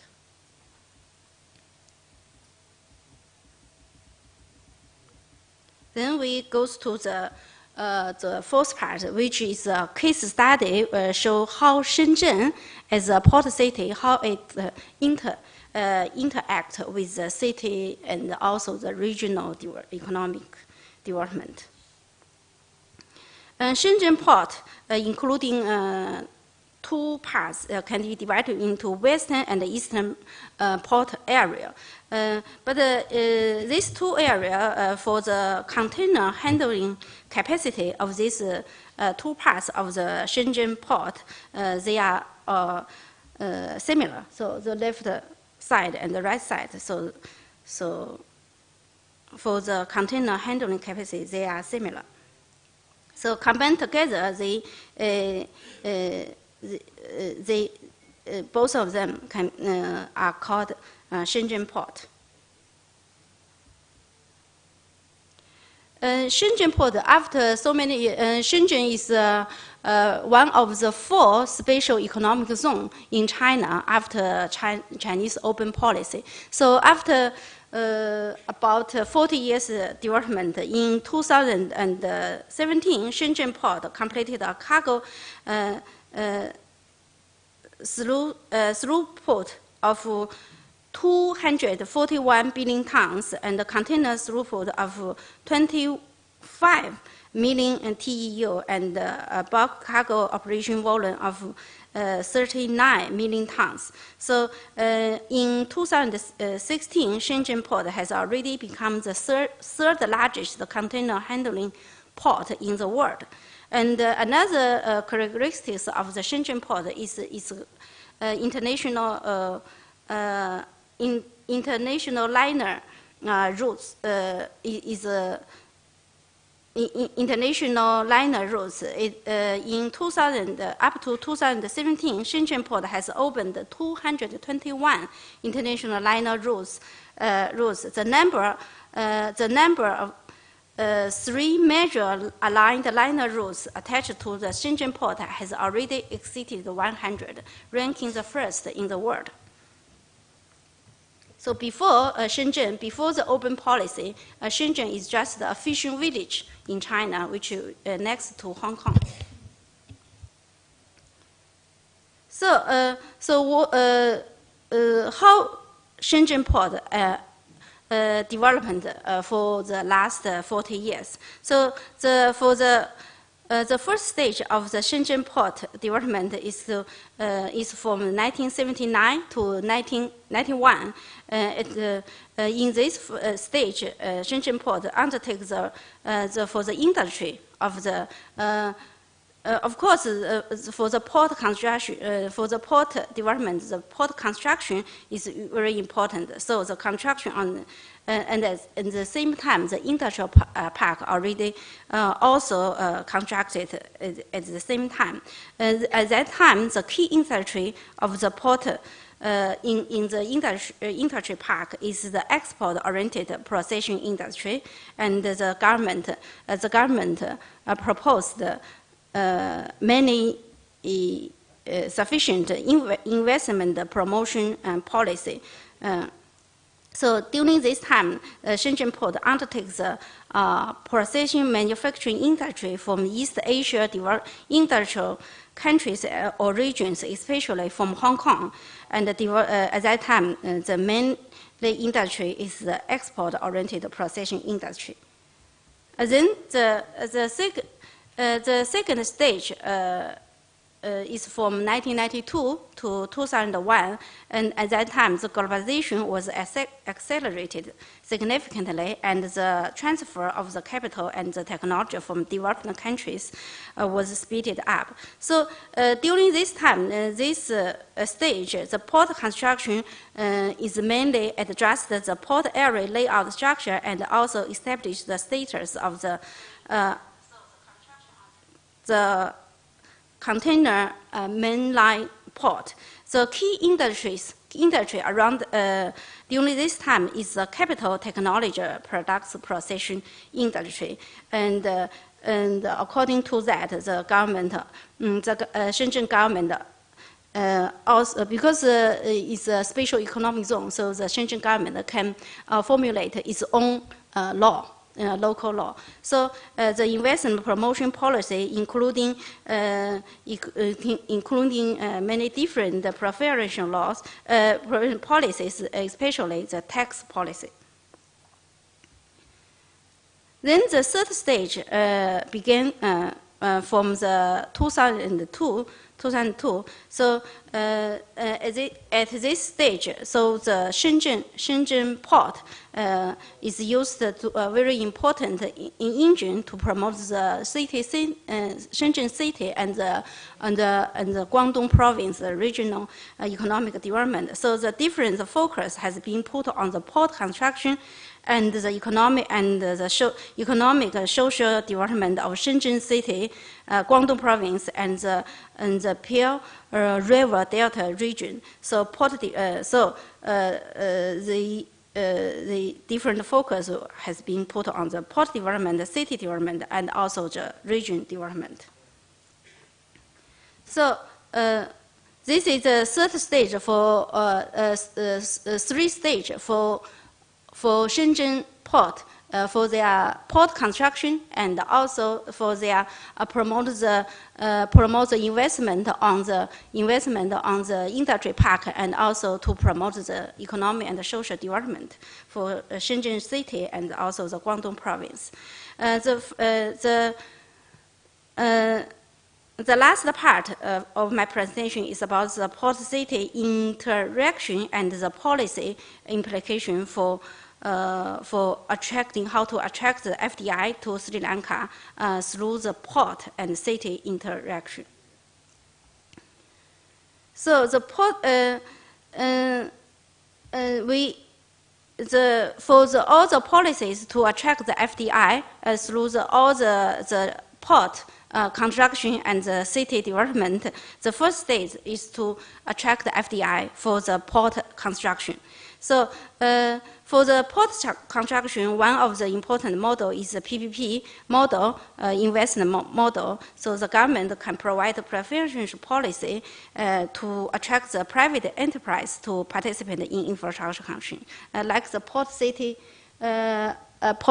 Colombo. So this is Chinese company come to invest in this. Of course, it's not a port; it's a kind of port-related industry. So the first is a port investment model, and at this stage, also the government can cooperate with the policy bank and the development financing bank to provide the funding to export-oriented manufacturing industries. So this is the first stage. Then the second stage should be the construction and operation of the industry park. So in this stage, emphasis could be put on different industries, including the manufacturing industry and also including the financial industry and also the ICT industries. So during this period, one of the important issues is to use the industrial chain investment model, which the government could formulate the preferential policy for building the industry chains, and so that the upper, middle, and low downstream industries can cluster together to form the industry clusters and give full play to the scale economy effect of the industry park. So in different stages, the preferential policy can be used to promote the different industrial.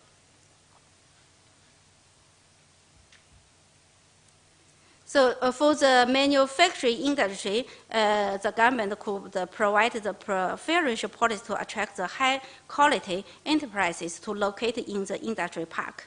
So can provide different preferential policy, including the rent subsidy, tax preference, or talents treatment, and interest discount, and also the administrative and tax and fees exemption. And also for the manufacturing industry, it should the government and also the enterprise should increase the investment in R&D in the manufacturing sector and raise the total factor productivities.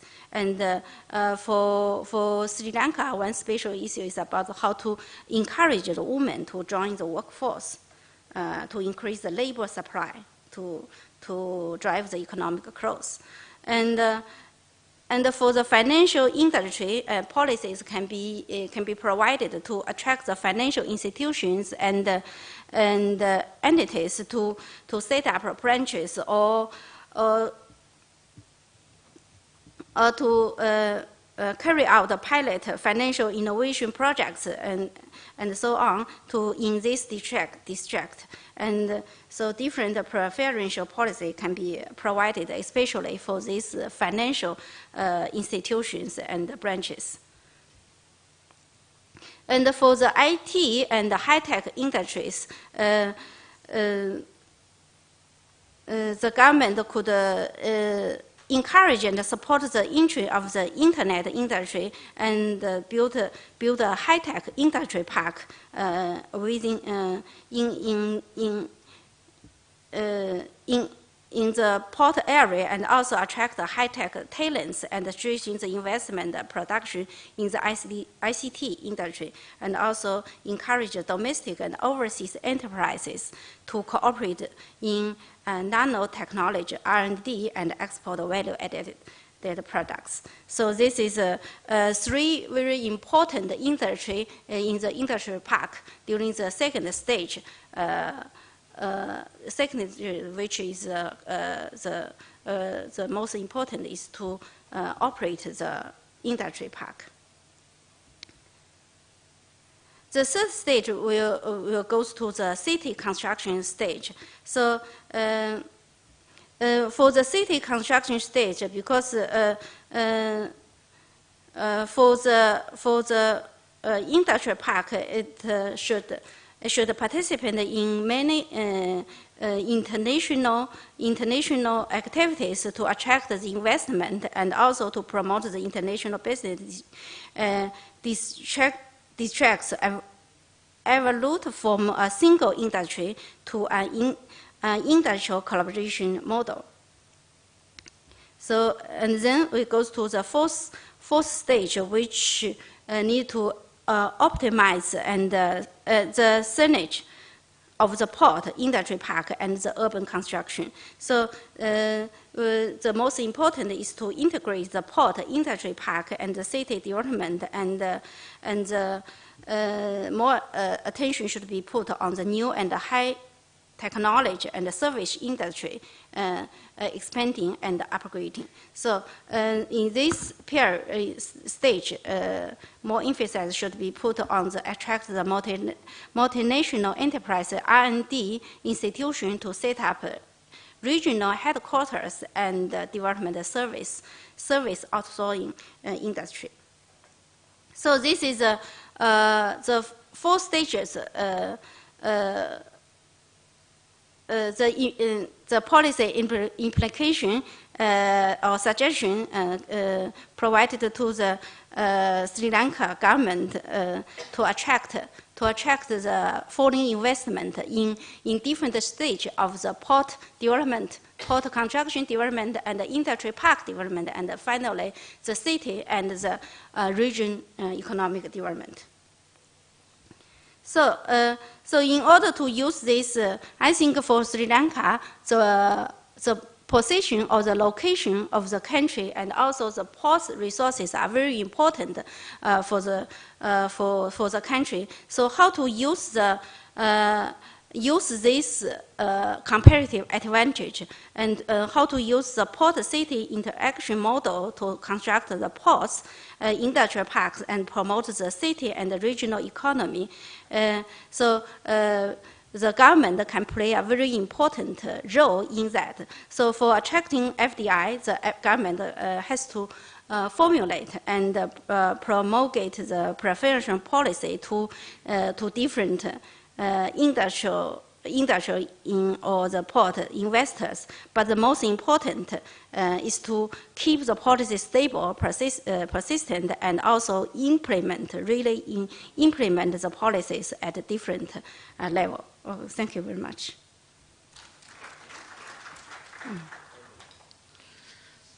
Thank you, Professor Mibo. Our last presentation before the open forum, Mr. Bernard Gunatilaka, the chairman of the Pathfinder Foundation, and he has 40 years of experience in the Sri Lanka Foreign Service. He has also served as the ambassador to China as well as to the USA, and in addition, he has also been the permanent representative of Sri Lanka to the UN in Geneva and Vienna, and particularly in relation to tourism, international trade and investment, his experience is valuable in this regard. Thank you, sir. Over to you. Thank you, Mr. Chairman. The subject assigned to me is economic diplomacy, which requires no slide presentation. So let me begin by saying that it is heartening to note that after 30 years of economically debilitating armed conflict and another decade of marginal development since the end of that conflict, Sri Lanka is now getting ready to catch up with the lost time. This task is not going to be easy, yet it must be undertaken so that Sri Lanka will not be left behind while other countries in the region are forging ahead. Economic diplomacy has different connotations. As such, we should have a fair idea what it really means. Historically, military powers dominated international relations, as we have witnessed during the colonial era. That situation gradually changed since the beginning of the globalization process, where politico-military priorities have given way to economic, commercial, and other priorities. Today, power is not based on exclusively on military potential of a country and control of territory as it had been in the past, but on the ability to exert pressure and control behavior and policies of target countries. Consequently, economic diplomacy has become the most effective instrument through which powerful countries conduct their international relations. There are three major areas that come under the subject of economic diplomacy. One is facilitating access to foreign markets for national businesses. The second is attracting foreign direct investment. And three, influencing international rules to serve the national interest of the country concerned. In general, the term infers use of wide range of economic tools to secure national interest of a state, such as security, natural resources, and other areas such as energy, trade, migration, etc. Goal of such action can be narrow, as seeking to boost economic growth of the country, or broad to the extent developing geopolitical influence or expanding diplomatic network to fit the power projection of the country. There are two other areas related to the subject, namely rewards and sanctions. Rewards for good behavior and sanctions to deter perceived unacceptable behavior. This practice has been clearly illustrated by grants that are liberally being handed over by powerful states to economically unsound but friendly countries and imposing economic sanctions against others, as we are witnessing currently in some parts of the world today. Such policies and practices are not entirely new to Sri Lanka, as we have experienced similar situations in the past. Diplomacy is an integrated activity that includes all actions carried out by actors representing states that operate through their diplomatic missions, such as embassies, high commissions, consulate, trade and other representative offices, dealing with ministries of foreign affairs and other institutions located in the country of accreditation. While there are many interpretations covering economic diplomacy, let us look at one narrow interpretation focusing on the role of diplomatic missions. Economic diplomacy has been described by two authors, namely Sena and Yu, as activity of diplomatic missions aimed at the promotion of business and financial sectors of the home state with an aim of supporting its economic development. Let us now examine how this interpretation works in respect of Sri Lanka. For nearly 3 decades, Sri Lanka went through an economically debilitating, violent separatist conflict that ended in 2009. Since then, the country struggled hard to achieve its development goals, mostly relying on foreign investment. However, such foreign investment was hard to come by, as we witnessed during the period 2015 particularly and 2016. Economically speaking, currently the country is not on solid ground. This year, Sri Lanka graduated to the upper middle income group with a GDP per capita income surpassing $4,000. However, according to the Asian Development Bank Outlook 2019 update, with 2.6% GDP growth rate, Sri Lanka occupies unenviable lower deck in the South Asian region. Our foreign debt has reached $55.4 billion, and debt servicing responsibility is around $6 billion annually for the foreseeable future. Consequently, the financial health of the country needs vigorous intervention to get on the right track. The road to economic recovery must be through increased production and exports.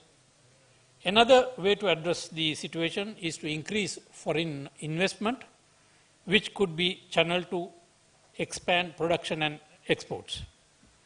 Sri Lanka is not without options.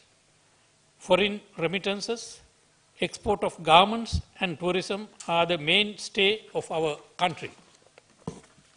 Speaking of tourism, we are aware that the potential is massive.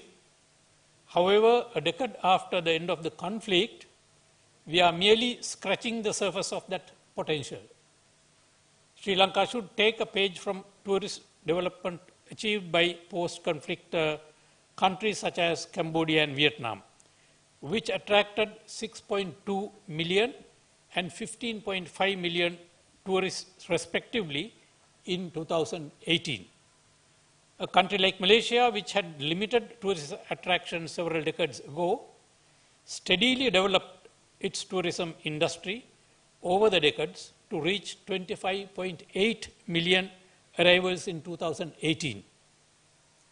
Meanwhile, Sri Lanka's arrival figure for 2019 has been revised downward to 1.9 million from 2.3 million last year.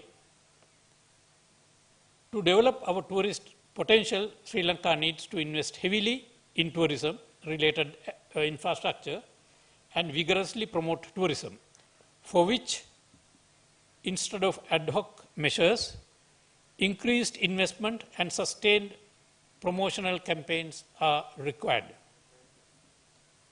Similarly, Hambantota Airport, the harbour, and the proposed Sri Lanka-China industrial zone, covering an area of approximately 12,500 acres in Hambantota and Monragala districts, are excellent investment opportunities that could be developed with a heightened promotional campaign worldwide.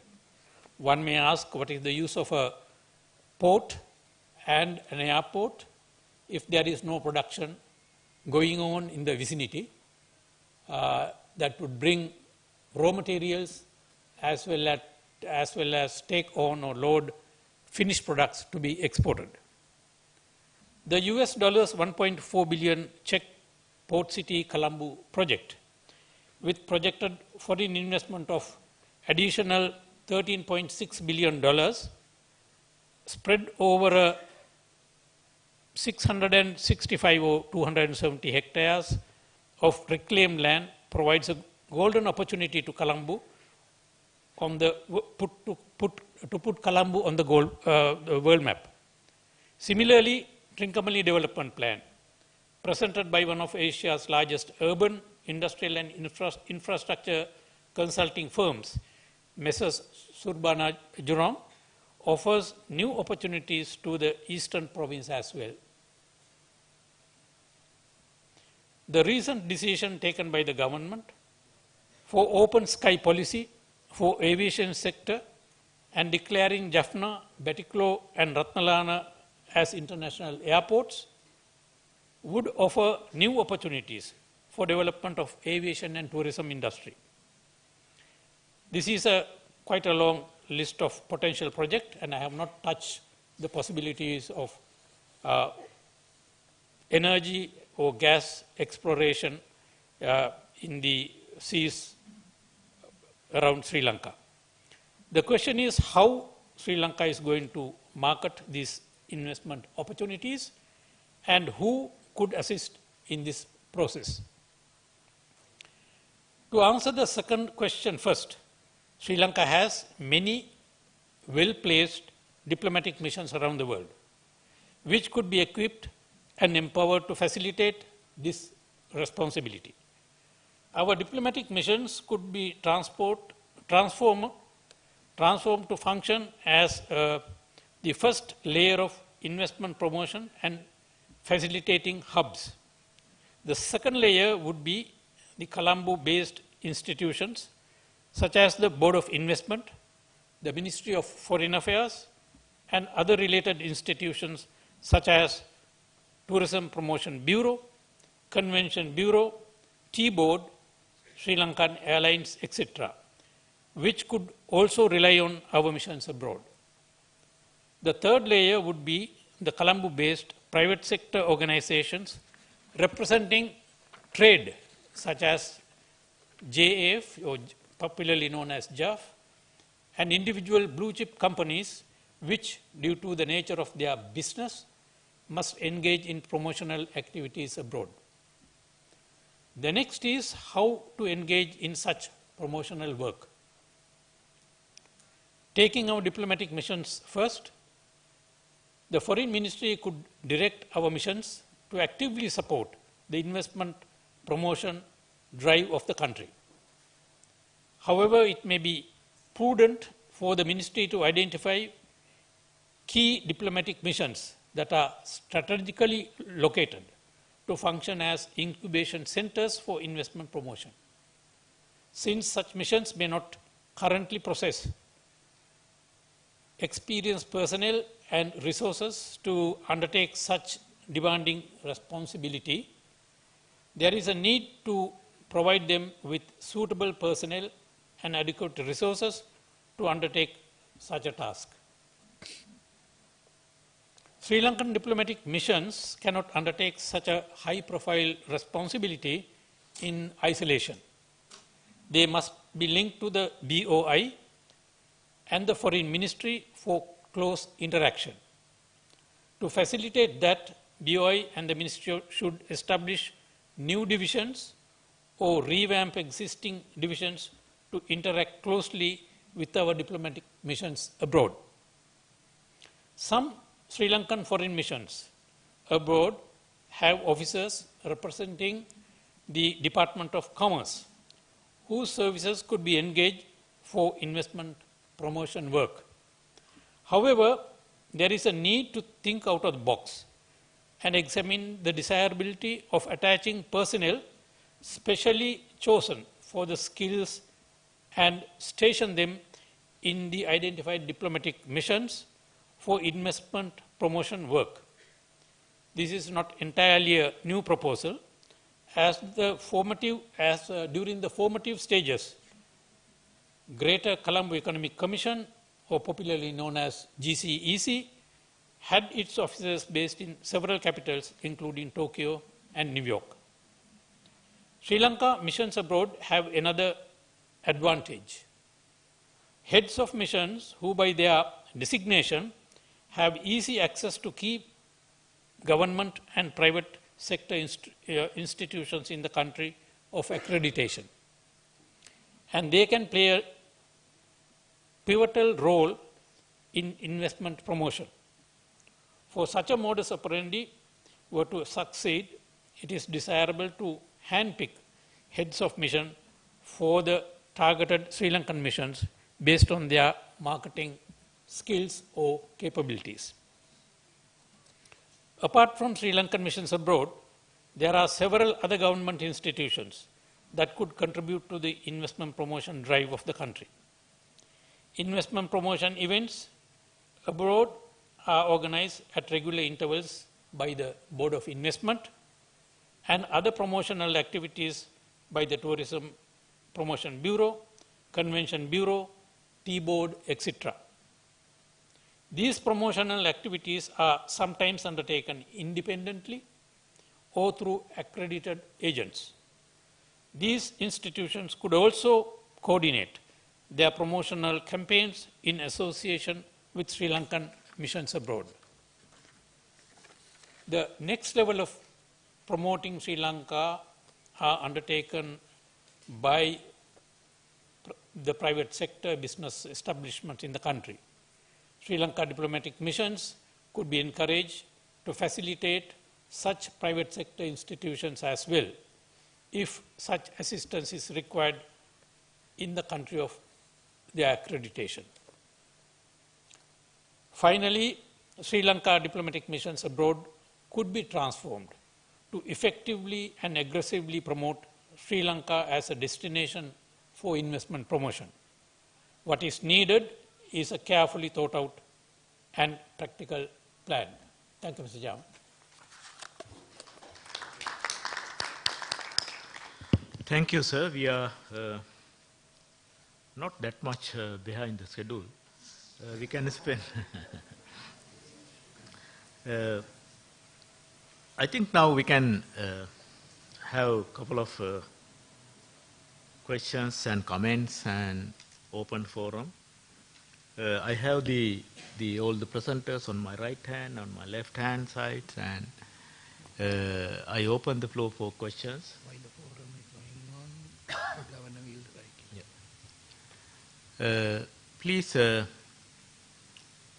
I know that many of you we have very familiar faces all around us, but by the way, why not you introduce yourself before you ask the question? If you have any particular question for the presenters, in addition to the questions, you can also make your observations and comments regarding the main objective of this forum. While we are having our open forum, the governor, or the guest speaker, will also arrive here, and that will be the last speech that we are expecting. So, may I now open the floor for you? I will take questions 3 by 3.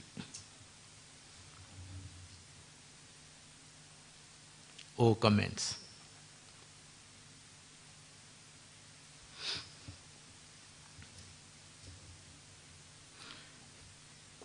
Yes, Dr. Sujata. I'm Sujata Gamage. I'm a senior research fellow at LearnAsia. My area is education. I thought I'll talk a little late after all the infrastructure and connectivity issues are addressed, but here I go.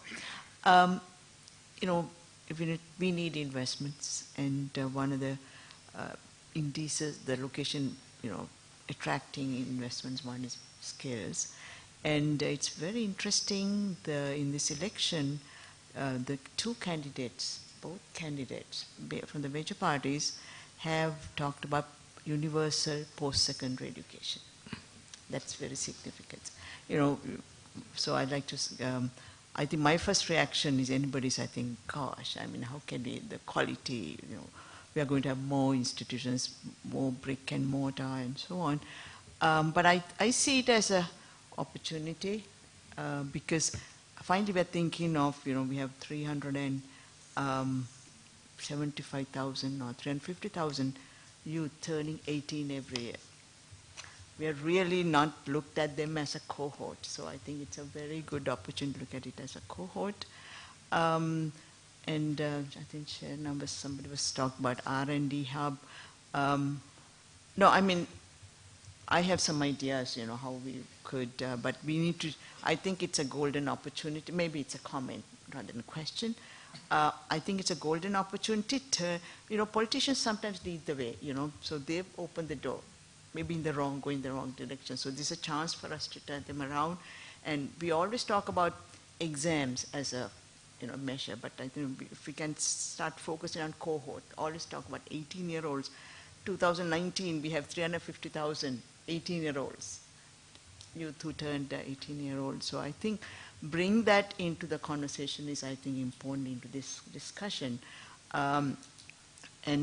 Really, yesterday the University Grants Commission chairman talked about it, and he said actually we have so many placements, but he said we have so many private institutions, so many public institutions, there's so many places openings.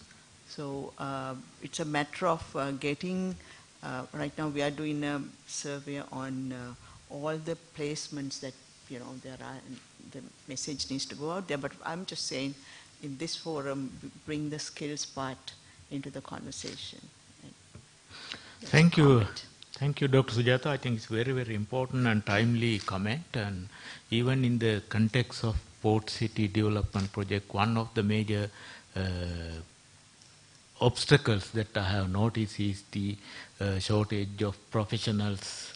And one important area that we need to focus on is actually opening the higher education sector, particularly to have competitive education system here on the one hand, as well as opening the labor market to allow the professionals to join us. And in this particular project, I think it's a very, very important thing. Otherwise, yeah, it's going to be a major bottleneck for the Port City development as well as the entire development of the country. Thank you, Dr. Sujata. I have a question for, I think about the R&D hub. You know, just, he threw out the idea. I thought that's interesting, but I'd like to know a little more what was the basis for that. You know, that we could be R&D hub here, the Port City. Okay. Just like to Right. Thank you. I would Anyone like like to address respond to this, that? the education thing I would like to Sure. address. So in today's education, what is happening is when they graduate from high school or a college, they are not coming up with employable skills.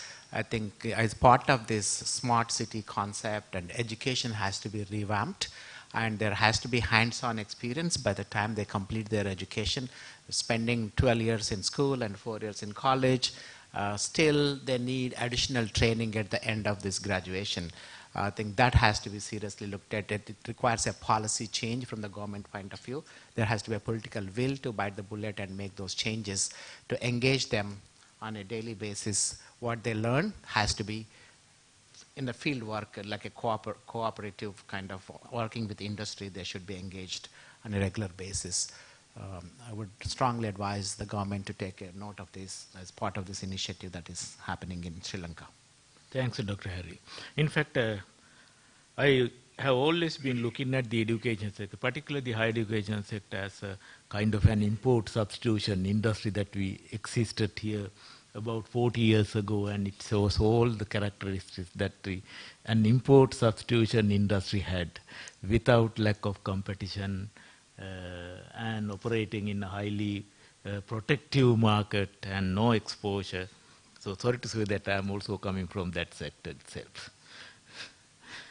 Any other comments? Yes, over there. Thank you. My name is Niro Cook. I'm the group director of, or a group director of Capital Maharaj organization.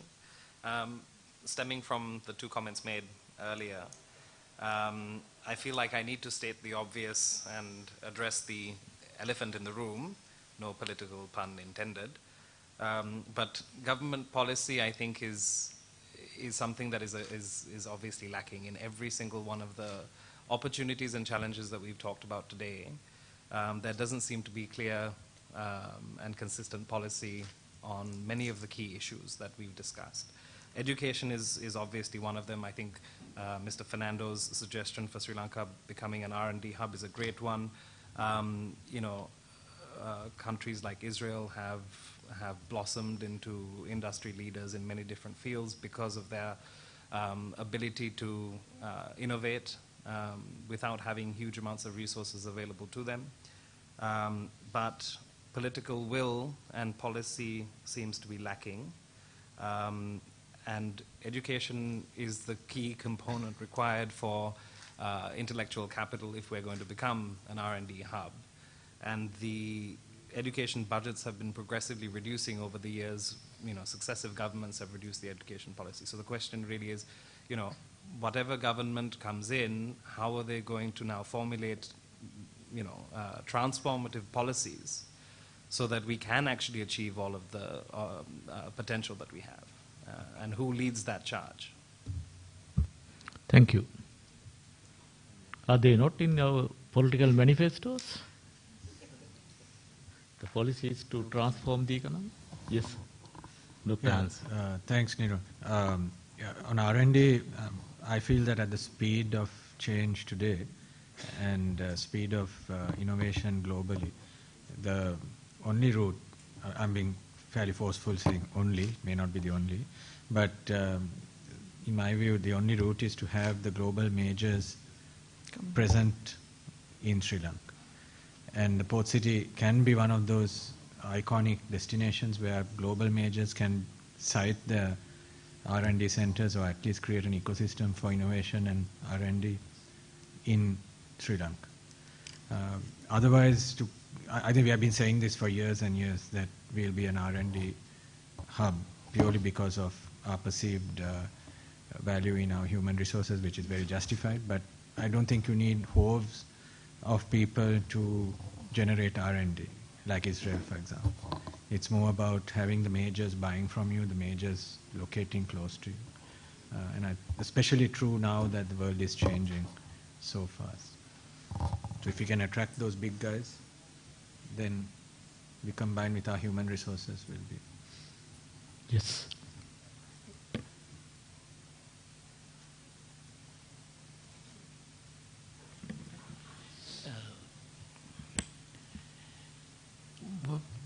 Now I noticed that most of these presentations, if not all, few expressions are there, referring to the government should do this, government should do that, government should. I mean, for the last 70 odd years, no? Now we have government, we were expecting government to deliver things. Past recent years clearly demonstrate that lack of firm leadership, lack of leadership with commitment, lack of leadership with existence of a leadership with kind of inferiority complex, kind of sense of insecurity has brought very easy picking projects into halt, not being implemented, not being very easily available, funding sources are not being approved. Of course, now you can see all of a sudden the emergencies come up. Unless with all other things in place, including correct policies, including regulatory mechanisms, if you don't have the leadership for a country, like what you had in Korea, like what you had in Singapore, what you have and had in Malaysia. Oh, China you don't need to mention. I don't think you can have, I'm trying to say this to seeking your response and reaction to that. And can you please tell me countries which have taken off the ground, I'm using use Rostov's economic development theory, taken off with 5-year democracy cycles? Be honest. Which country, including Japan, under major restoration, in Korea, under military dictatorship, over a period of 20-30 years, consistent policies, even sometimes in the case of corrupt leaders, the countries took off. So-called democracies with 5-year election cycles, which country, probably I'm unaware, I'm lack of my knowledge, my understanding, though I did a little bit of political science studies. Therefore, two things that what I'm trying to say is that we need leaders with a commitment and a strong sense of leadership and decision being taken and being able to implement. Without that, all what we talked about, government should do this, that, do that, where are we going to be taken? I would expect the response from the economics professor, chair, Professor Sirimala Viratna. Thank you. I don't know why did you expect a response from me, but you didn't mention anything about that. What are we going to do with that 5-year election cycle? Are we going to terminate it for a while? Or? I'm just asking the question. I was asking what. Yes, I think the Mr. Lakshman's point is a very valid point, and if you look around, it is the case. But I don't think it is, you can relate it to the democracy or election cycles, but obviously to leadership issue.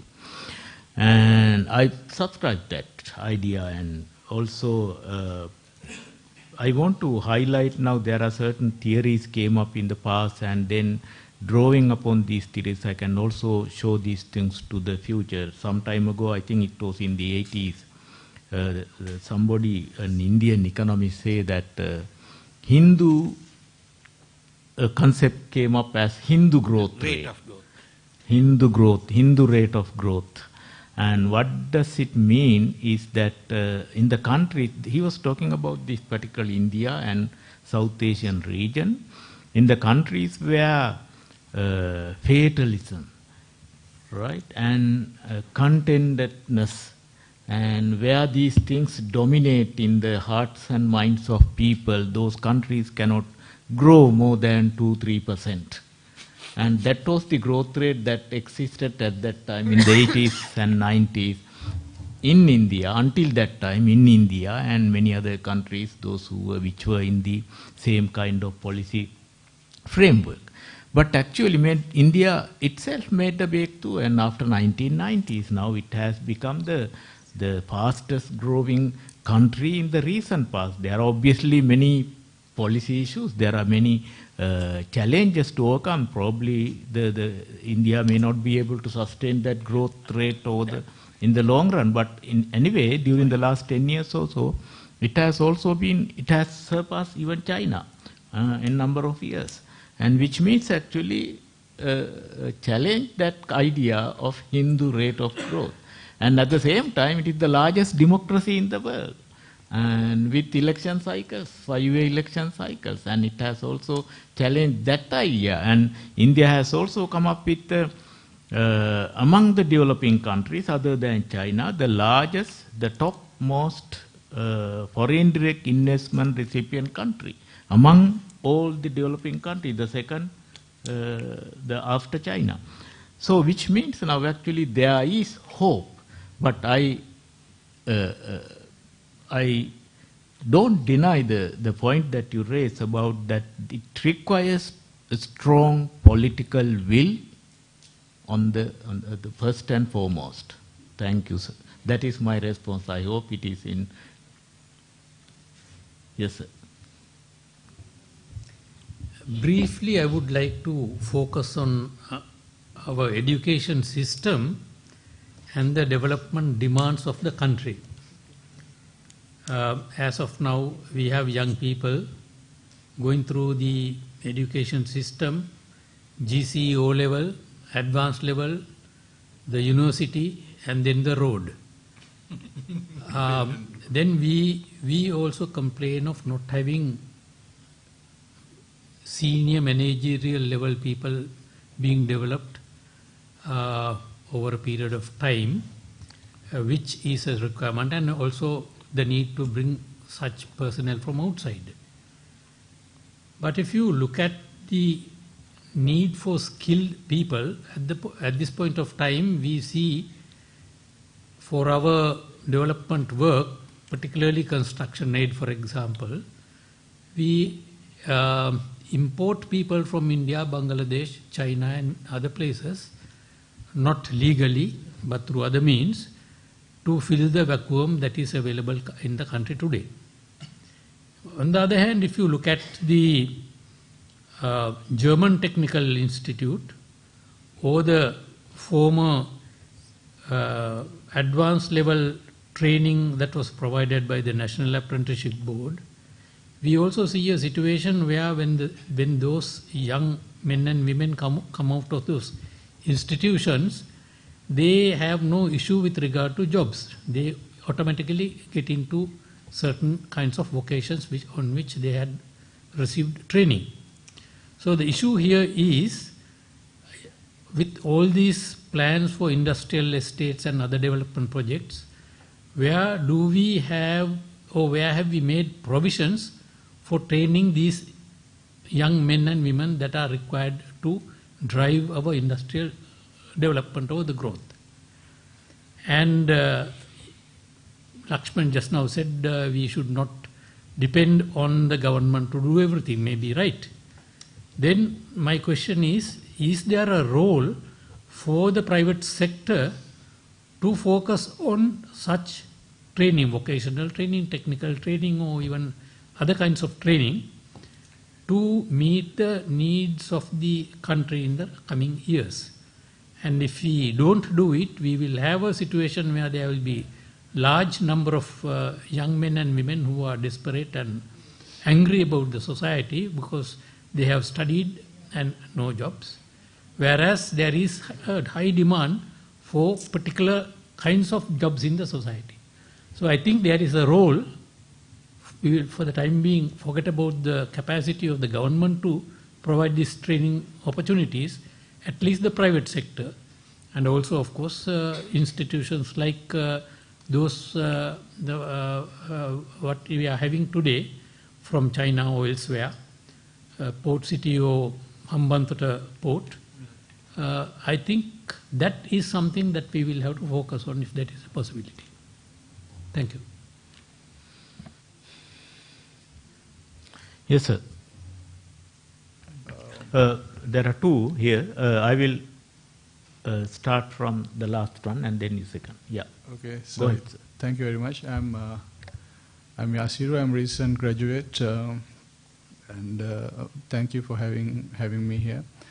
My involvement to this forum is I'm running a social media campaign about Chinese projects called BRI Sri Lanka on Twitter, Facebook, etc. And so I'm focusing on many Chinese investments in Sri Lanka and what are the real impacts on these investments. So obviously, good presentations we had. Obviously, Dr. Han's visionary thinking was very, very inspiring and informative. So my focus goes to Mr. Nayantha, who just presented the housing problem we have in Sri Lanka, and very interesting findings you all did through John Keels. And while listening to Dr. Professor Laosha Huang made about Shenzhen, where Shenzhen had the same problem where they attracted around 9 million people to one city. First it was a fisheries village, then it expanded. So in Shenzhen, some cities like Shekou, Fushan, these cities are very organized and very functioning, but cities as Huachanbe is very dense and very populated. You can put your hand outside the window and touch the next door as well. So, as you mentioned, we will face similarly. We are attracting 2,500 people to Port City. So direct, indirect residents will be here in Sri Lanka, in Colombo. So how do you attract, because we have a cultural thing, as you said, we want to buy a land. So how do you attract youngsters like our generation people to think about moving to apartment? And do you have, I think you gave 3 recommendations. All of those were related to expats and other business. How do you expect locals to think of buying an apartment, moving to apartment rather than going to a land? Do you have, it should be a government implementation or it should be? Yeah, I think it's a bit of both. Excuse me, give me 1 second. Sorry. Because I'm also going to ask something very okay, so I'll answer. Go ahead. I'm Varuna Chandrakirti. That my interest in this, what I do in some research in these intercultural communications. And earlier I worked for the central bank 18 years. Now my questions also this, because I am interested in culture. Now he also asked the same questions regarding this.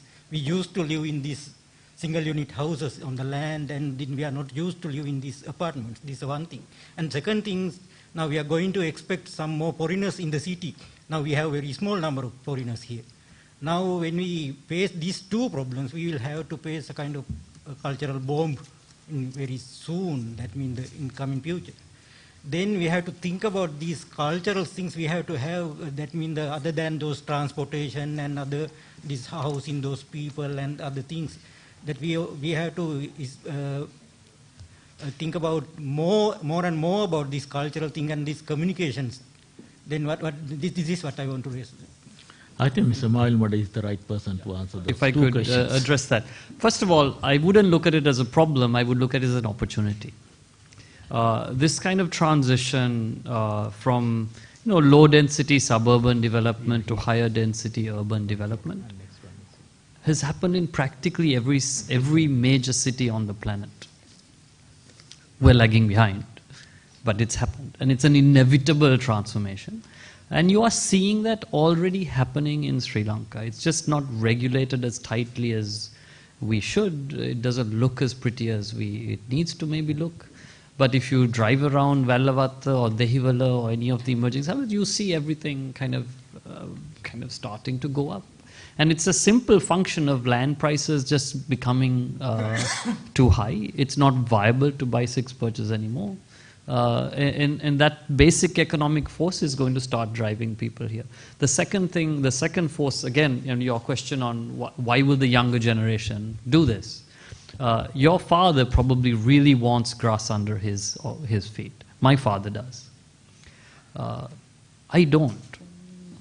Because generationally you will start to adapt to this. Generationally you will start to say, you know what, I really don't want to spend 1.5 hours in my car coming every morning. And so over time this progression is it's a natural evolution of cities. It's happened throughout history. The only question in Sri Lanka, 2 questions. How do you get product at a price point that can be afforded by a larger swathe of the population? And there's 2 ends to it. One end is actually on the construction side. How do you stimulate the industry to develop for this segment of the population, bring construction costs down, make it competitive, don't protect, but actually open up for greater competition, do the right incentives, bring the cost structures down. On the other is making sure that there is access to financing for a young person to actually get into the housing market. So I think once you solve that gap, I think the attrition, the movement in will happen naturally whether you like it or not. And yes, there is a cultural adaptation that will need to take place. But again, we've got country after country that has successfully made it. I don't think we are ever going to be 100% high-rise living.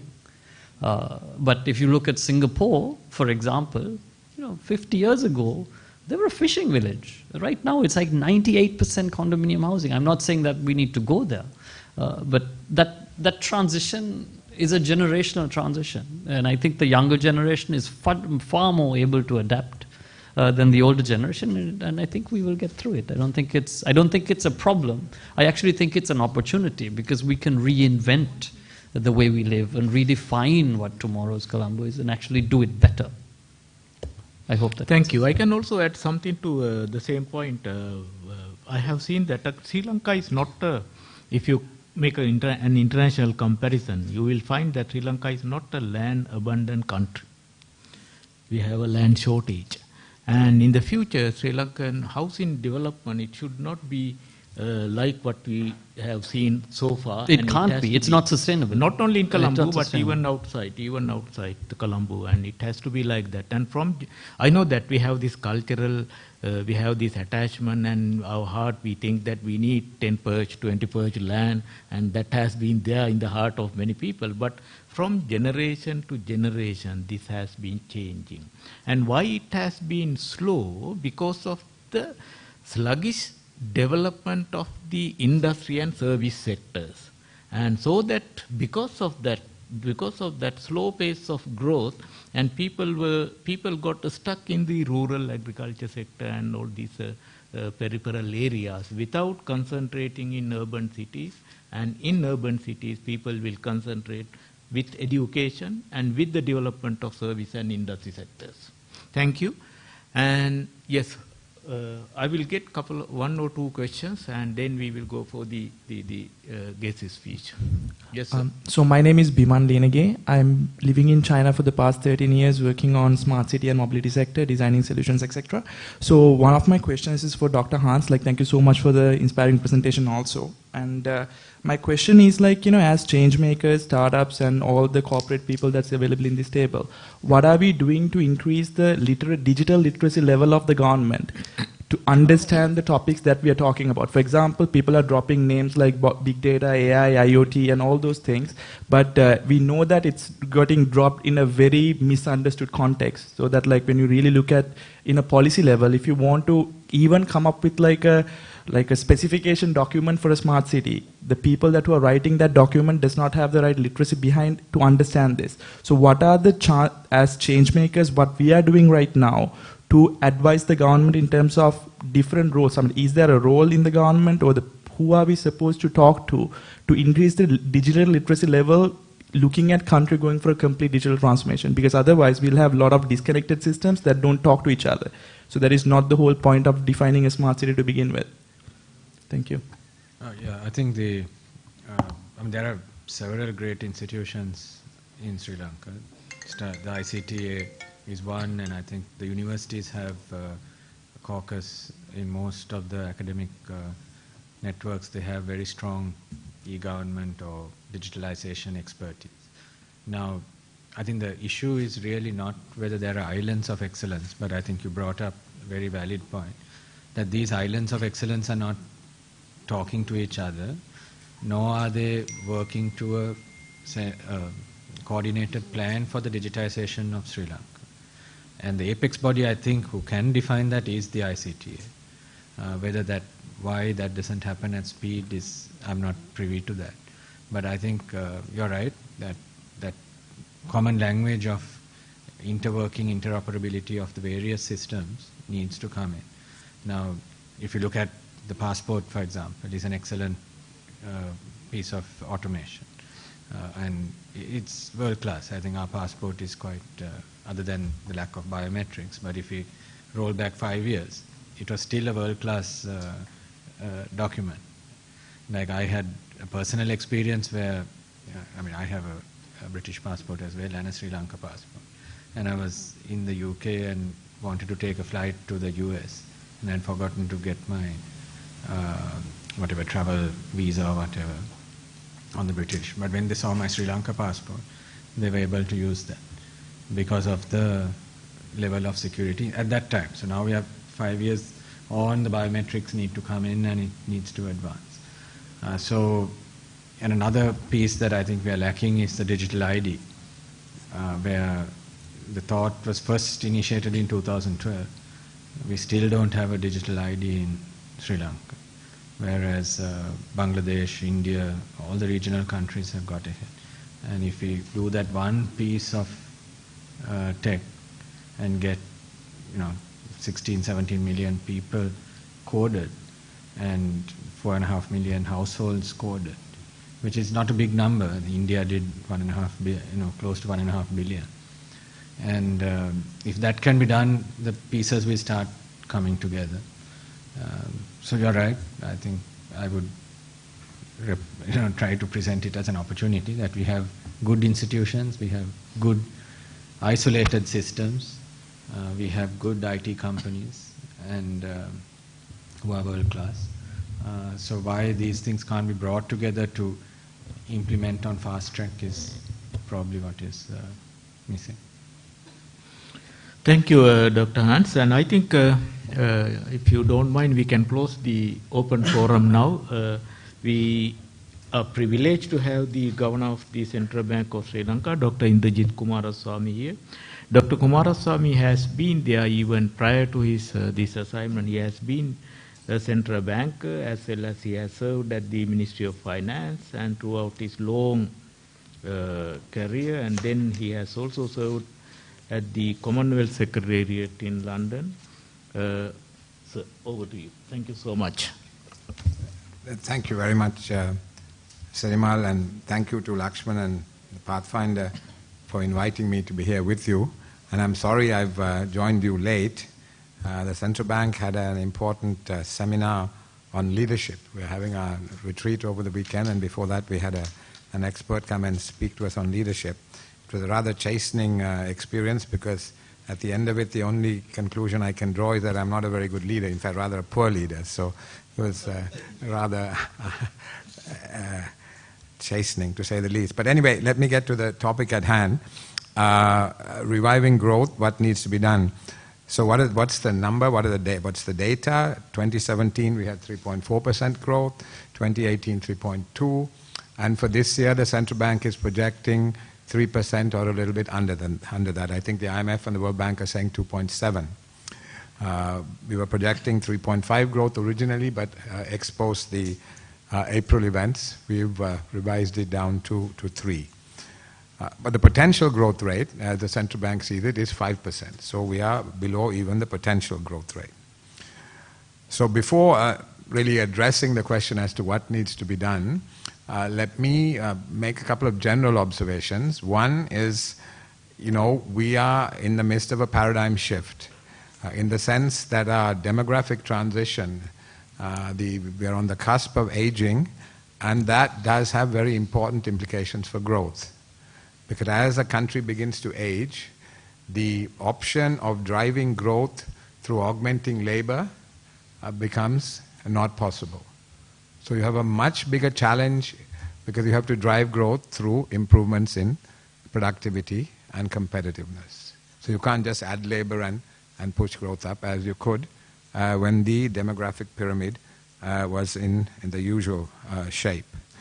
So that places a greater pressure on getting things right in terms of policy.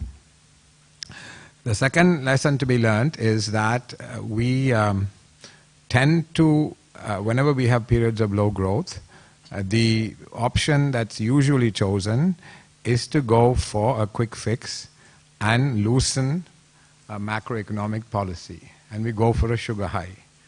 And then you have these repeating cycles where you have to then slam on the brakes and you come down, growth comes down again. Now, for instance, we had in 2014, just before the election, the government had a package of expansionary policies. Then after the elections, there was an even bigger package of expansionary policies, the handouts. And the two together meant that by 2015, we had to go to the IMF because the economy had overheated. So then we had to impose contractionary fiscal policies, fiscal consolidation, and also tight monetary policy. Now, that was necessary to stabilize the economy. But when you do that, you have to introduce structural reforms that strengthen the growth framework and drive growth. Otherwise, you end up with what we have now, which is a low growth scenario. Because the structural reforms have been too slow. I mean, they have done some, and there's an agenda to implement, but not enough has been done. So the lesson to be learned is that when you do stabilization, you have to push very hard on the structural side to drive good quality growth, which we consistently don't do. And then because we're not able to do it, then we again, go for the sugar high by having inappropriate macroeconomic policies. So it's very important we avoid that on this occasion. Now, so what needs to be done in terms of reviving growth?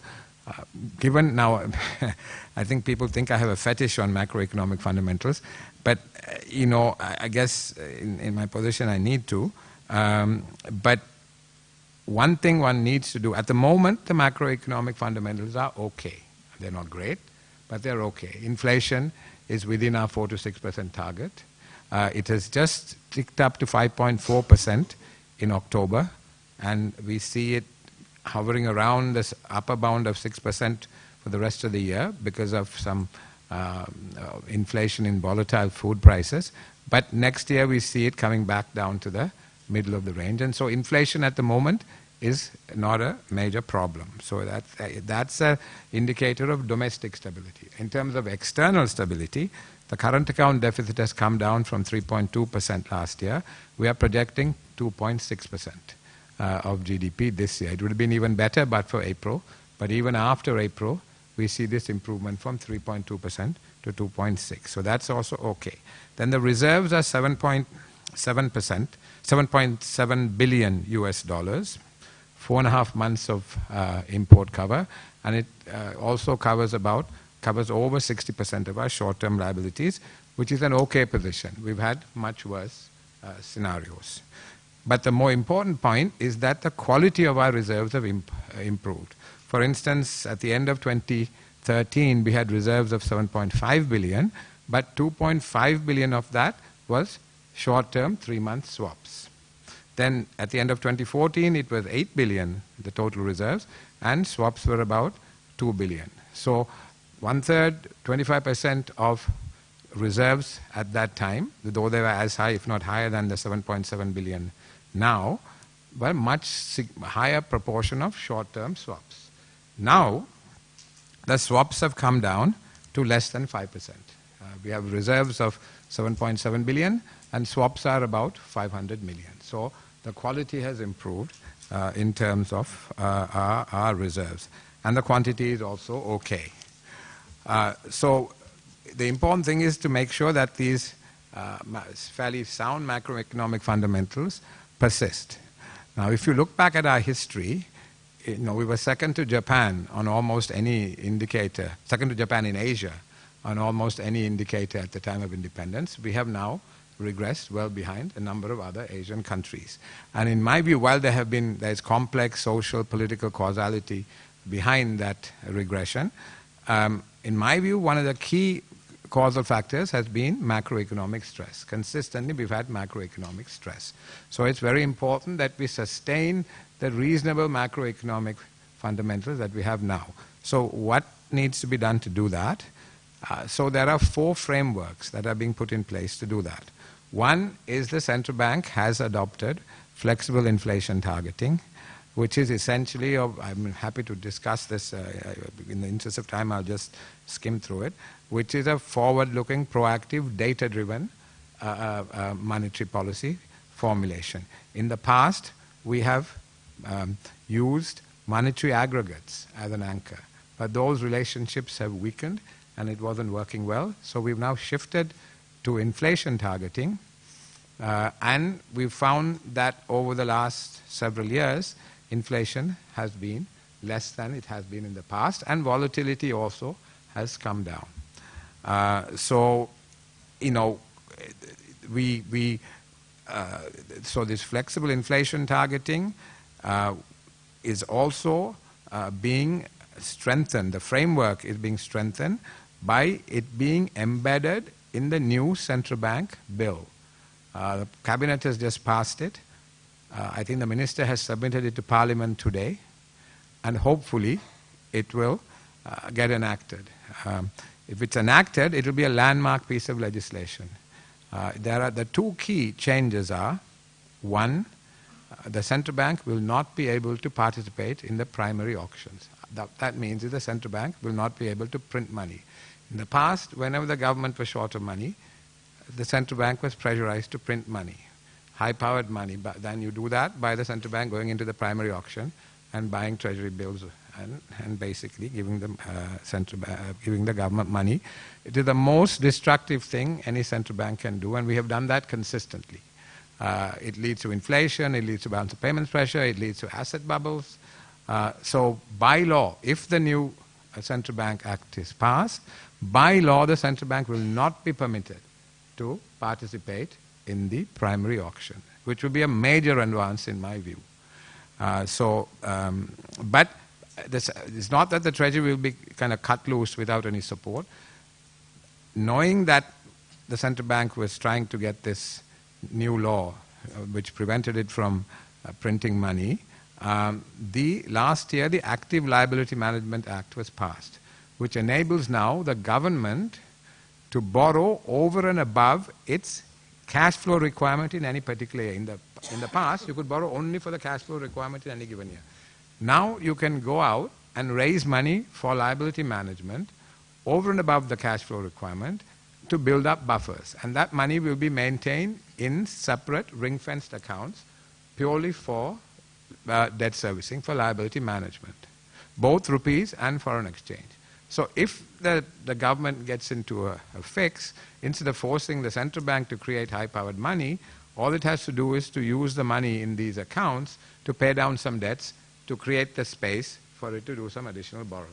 So it is a far more orderly and far less destructive way of doing things. So it is extremely important that this act is passed so that we take away what has been a major source of instability historically. Because again and again the central bank has either been forced or has agreed to print money for the government, which is, as I said, extremely destructive. Hope we can put that behind us. So that's one way of having more stable fundamentals which will support growth. The second framework related to the flexible, the other measure, I said there were two big changes.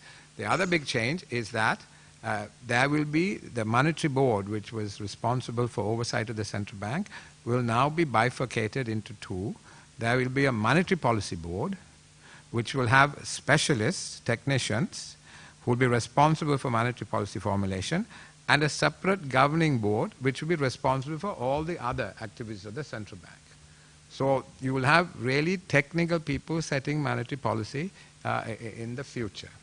And the Treasury will not have a presence in the monetary policy board to separate monetary and fiscal policy, which is really good practice.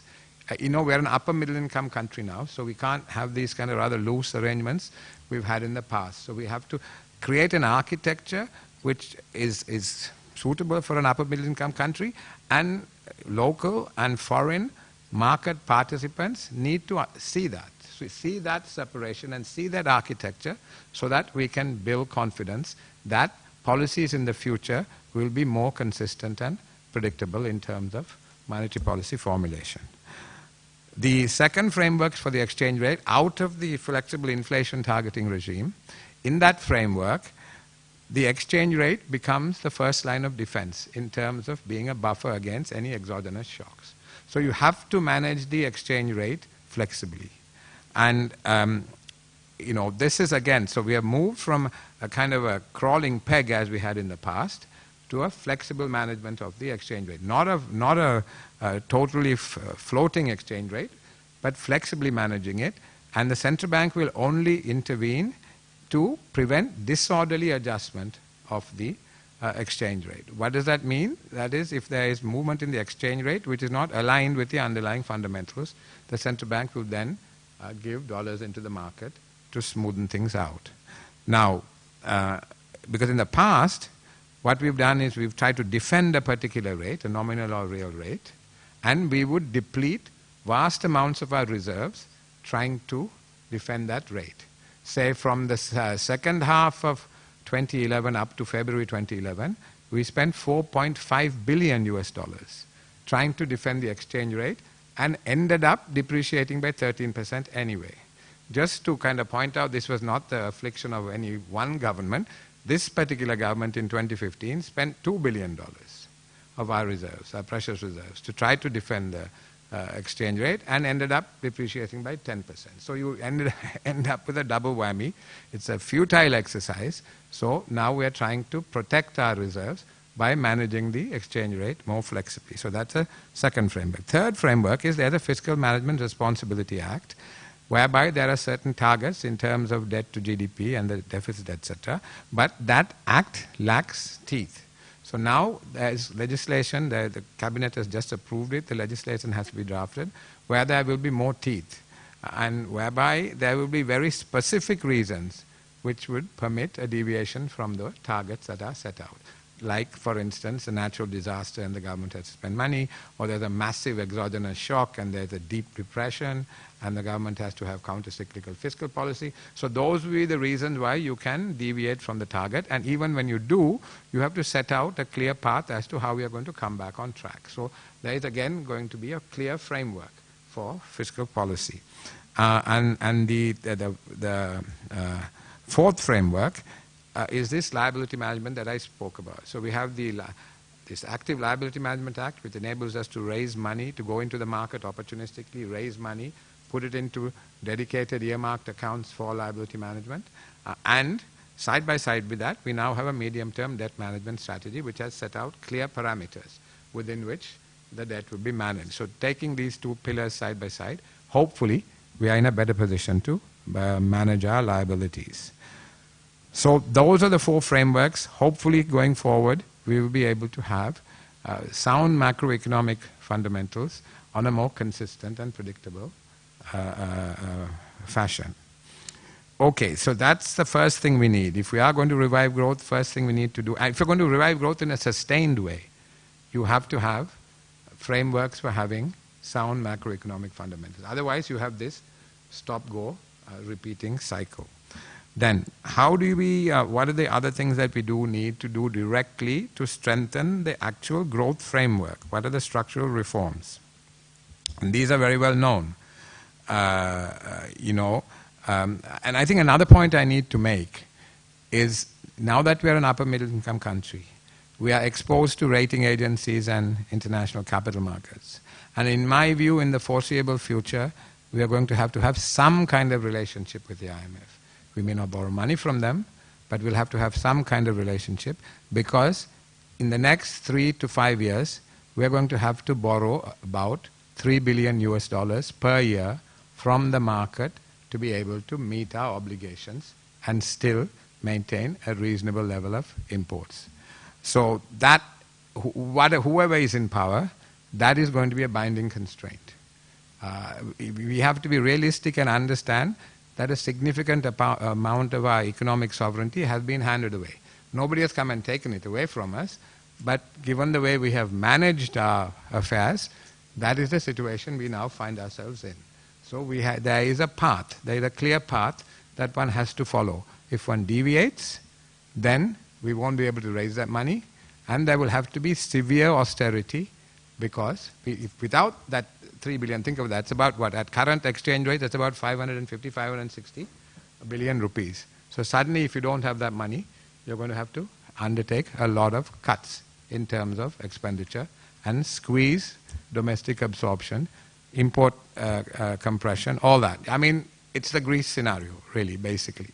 But it doesn't have to happen, for sure. We can manage the situation, but as I said, there is a narrow track. So whoever is in power, you can go 10 degrees this way, 10 degrees that way, but the path is very clear. So that's something I think we need to internalize and understand. So some of the structural reforms are factor markets, land, labor, and capital. I think all of us know. I mean, I always tell people that, in the 80s, I was seconded to the finance ministry, and one of my jobs was to find some speaking notes for the finance minister of that time, Mr. Dimel. Now, actually, I could use the same speaking notes for myself now, because I'm saying the same things now that I did in the 1980s. Same things, in terms of factor markets, in terms of the business climate, in terms of investment promotion, in terms of trade facilitation, in terms of trade policy, education, training, skills development, all these things. Now, the positive thing is we have made a start. I mean, Mangala is here, he can tell you much more than I can in terms of what's happening in terms of investment promotion. Definitely we have made a start. But I think he'll agree, we have been very slow in terms of moving forward on all these fronts. While we've known what to do, we've had difficulty in doing them. And even when we make a start, it's not enough. So we need to persist with these policies. I mean, in the interest of time, I won't go into the detail, but in each of these areas, there has been work done, but we need to push it through and be much more aggressive in terms of implementation. One other point, and this is something I am a little concerned because I haven't seen enough of this in the manifestos that I've read. If we want sustained growth, if we want to create the higher value jobs, which an upper middle income country requires because we have an aspirational population. If we want to have the capacity to service our debt and still have sufficient space to grow at 5-6%, we have to have export transformation. That is, if you are and for export transformation, if you are as large as China or as small as Singapore, FDI has played a crucial role in supporting that export transformation. Now, I don't see enough of this stuff in any of the manifestos. In my view, that has to be the top line. As I said, if you want to have growth on a sustained basis, if you want to create jobs which are of higher value, if you want to pay your debt and still have space to have high growth and create employment, then you have to increase exports and increase exports significantly. Now, there's an national export strategy. A lot of work has been done. But we have to drive it. And what is crucial is that we make sure that we don't have an anti-export bias in our policy framework. You see, our tradable goods sector went down from 60% to 40%, over 60% to 38%. Two key reasons were, one, an overvalued exchange rate, and two, an increase in effective protection, mainly through para-tariffs. Now we have made a start. We are trying to have a flexible exchange rate. Para-tariffs are being gradually reduced. So that we must make sure that is maintained. Because if we reintroduce an anti-export bias in our policy framework, then, as I said, unless we have, the only way there's no point in talking about reviving growth with a market of 20 million unless you draw on external demand, unless you have exports. It's just not feasible. So you've got to have this export transformation, and it's critical that we don't put an anti-export bias into the basic policy mix. So these are some thoughts, but as I said, we know what to do. We just need to get it done. We have a fabulous location, and we have good international relations with all the major countries. Given the geopolitical dynamics of the Indian Ocean, a lot of people are interested in us, so we should leverage that. But we need to, as the Americans say, box clever. There is Jane Austen wrote an article, a book in which there's a heroine called Penelope. And Penelope had many men who courted her. But she made sure, while she was friendly and forthcoming with all of them, she made sure that none of them got into a bedroom. So that is what we need to do as well. So we need to be friendly and forthcoming with all the major powers, but it shouldn't get too close that with any one person, we should balance it all out and make maximum use of relations with all our. We've always had most of the time, we've had a non-aligned foreign policy, and we need to have good international relations with everybody. China has a tremendous amount of capital. We're in smack bang in the middle of the maritime Silk Route. Some of the supply chains are getting realigned. We can take advantage of that. So China, that's China. India, 20 miles away. In the past, we had proximity, but poor infrastructure in both countries created distance. We might have been 20 miles away, but poor roads, poor airports, poor ports meant that you might as well have been 2,000 miles away, because the transaction costs were too high. But now that infrastructure in both countries is improving, then there could be a better chance of taking advantage of this very large market at our doorstep. And clearly we have GSP Plus with Europe, and the US is one of our major markets, and about 60% of our bond investors also come from the US, and that's a crucial part of the narrative as well. So Japan has historically been a very generous donor. Again, there's a relationship. So I think, we can develop relations with all these countries, and we must do so. And as I said, stable macro fundamentals, push ahead with the structural reforms, take advantage of our location, and capitalize on the excellent international relations we have with a number of our major partners. Thank you. Thank you, Dr. Kumar Swamy. I believe that the good things that the central bank has initiated in the recent past will move on without hampered by the political changes that are happening, and also they will not be sabotaged by the new promises that are appearing on the sky, and the reforms that are needed to undertake will also come to be seen very soon. So I'm not going to open the forum again, and there will be a free and open forum after this event out there. And it's not only open, it's free. I would like to invite the Executive Director of the Pathfinder Foundation for the last item, concluding remarks and the way forward, Mr. Lakshman Sirivardhan. Okay, thank you very much, Chairman. And, in a lighter vein, since in 1980s, when I was in the Ministry of Finance, and then the minister was Ronnie DeMel. Absolutely correct.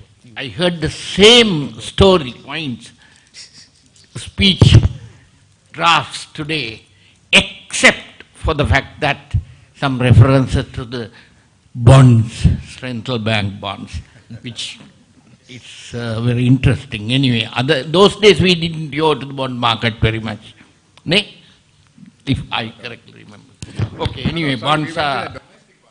Oh, then domestic bond market. That was not a very... That was not as lucrative as the...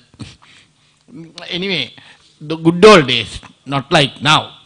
But, the Pathfinder Foundation and Pathfinder has consultancy arm, Pathfinder Advisory Services Private Limited, and we have several centers: China-Sri Lanka Cooperation Studies Center, Indian Center, Indian Ocean related study centers.